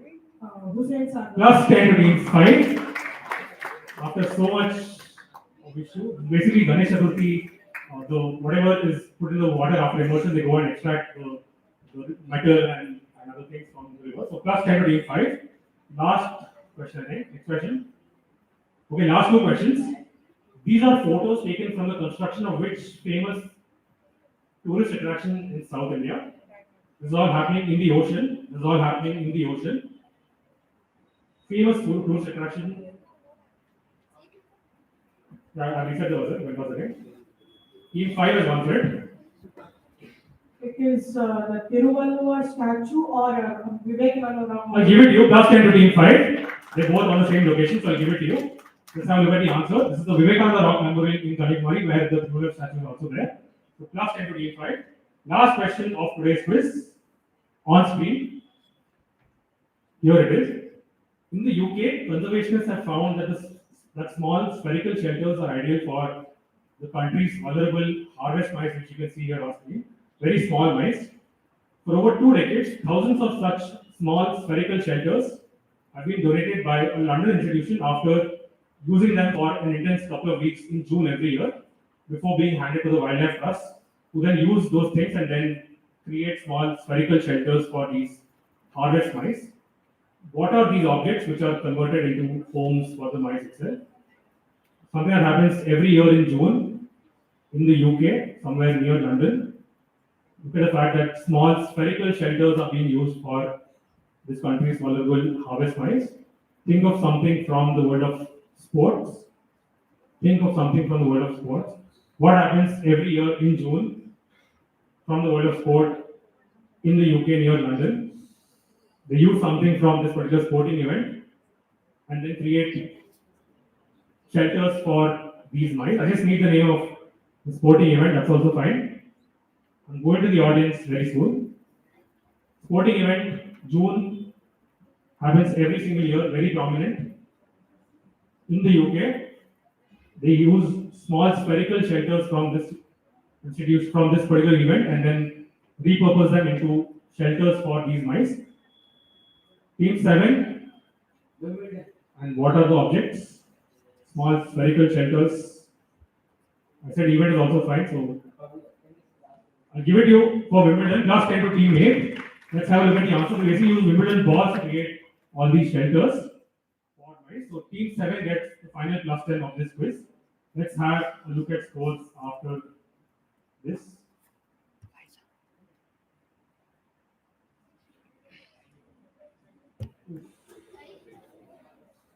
Okay, so team 1 on 45 points, team 3 on 50 points, team 5 on 50 points, team 8 finishing third today with 55 points, and we have a tie break in place for team 7 and team 2. Just give me a couple of minutes while we figure out the tie break.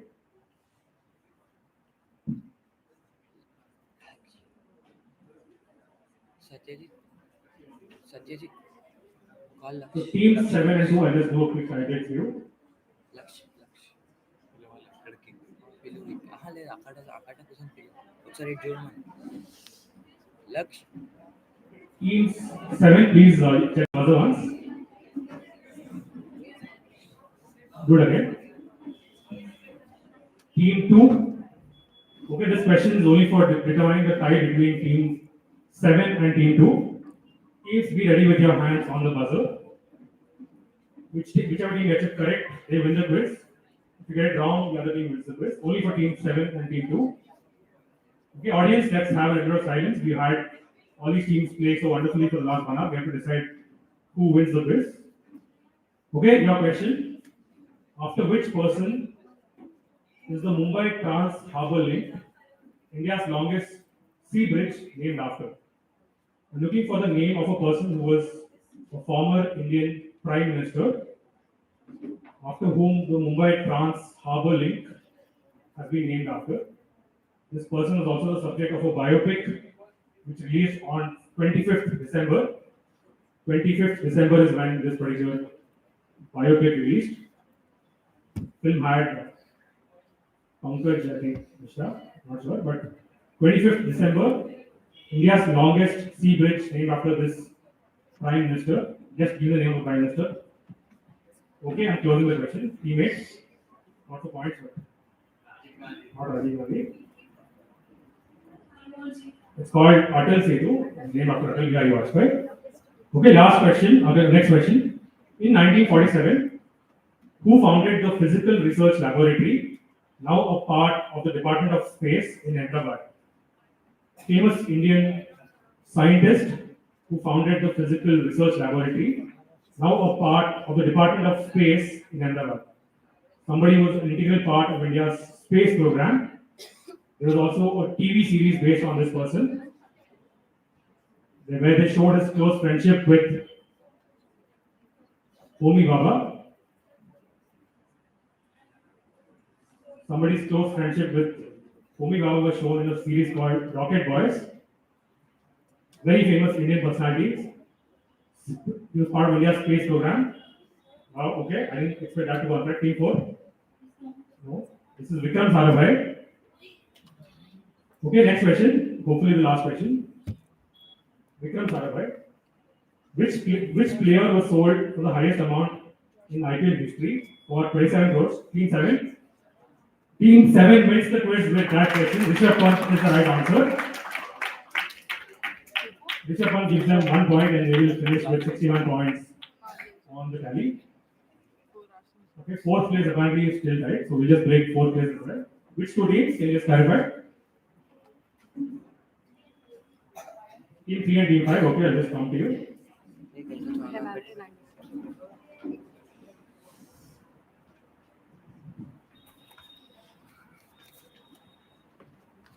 Okay, Team 3 and Team 5. Only for you. Just take the buzzer once. Team 5. Okay.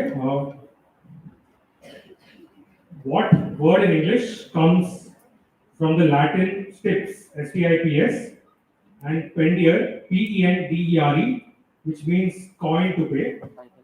Latin word stips, S-T-I-P-S, and another word pendiere, P-E-N-D-E-R-E. You combine these words, you get an English word. Stips and pendiere. Team 5 has gone for it. Simon is the right answer. With that, you get 4th position in today's quiz. Plus 1 point to Team 5 as well. So with that, we come to an end of 2 brilliant quizzes today. I think this quiz was slightly low scoring compared to the juniors quiz, but that's sometimes how it happens. Once again, audience, thank you for sitting through the entire quiz and for being such a wonderful audience. We had a lot of fun doing these 2 quizzes for the last 2 hours. Hope to see you back again next year. We just announced the names of the schools from which the winners are in a couple of seconds. Like I said, I don't know which school each of you are from as well. So with that, I'd like to hand over. Thank you, Lokesh Kala sir. It was wonderful and you have kept up the tempo throughout. You have been encouraging participants, students, audience to be on their toes. We now announce, as if there is no need for that, the scores are there right on the screen, but yes, we have to know the names of the schools there. So the first place goes to Team 7, am I right? Is it Team 7? Yes. Shall we hear from you all? Round of applause for them. Kindly disclose your school, please. This is Jubilee Hills Public School. So congratulations to the school, teachers and the team. Second prize goes to team 2. Team 2, congratulations. Can you please disclose the name of your school? St. Gabriel's High School. St. Gabriel's High School. Kazipet here again. So congratulations students. Congratulations to the school, teachers and the team. Please sit.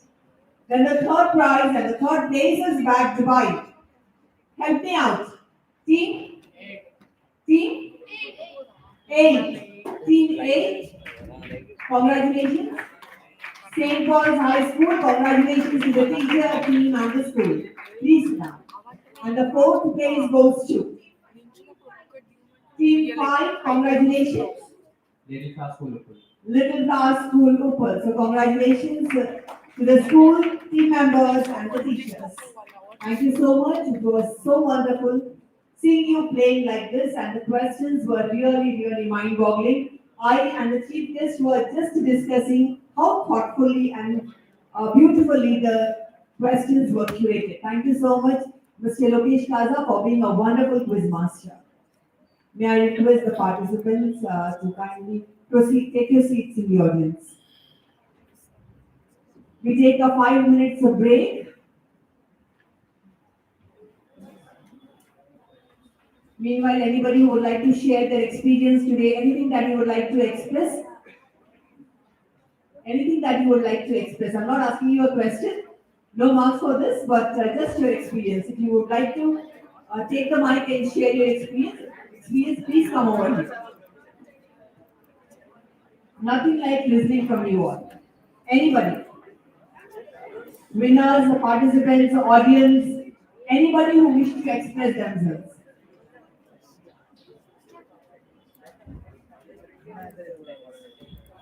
Good afternoon, everyone. I experienced from the quiz that the quiz was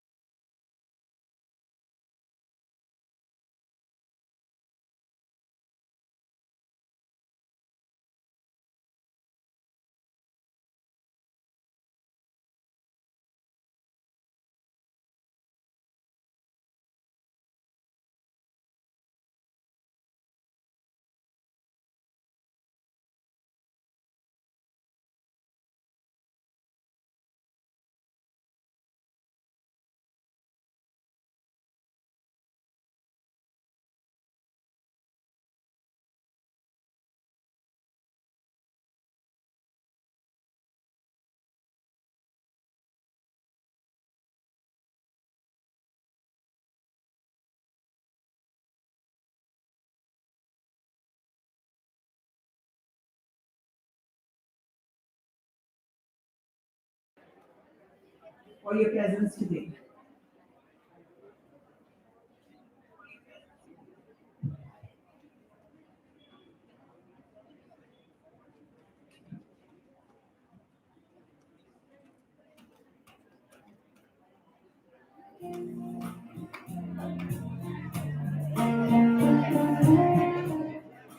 May I request the teachers from the host school to kindly come forward to take the photograph with the quiz master and the chief guest.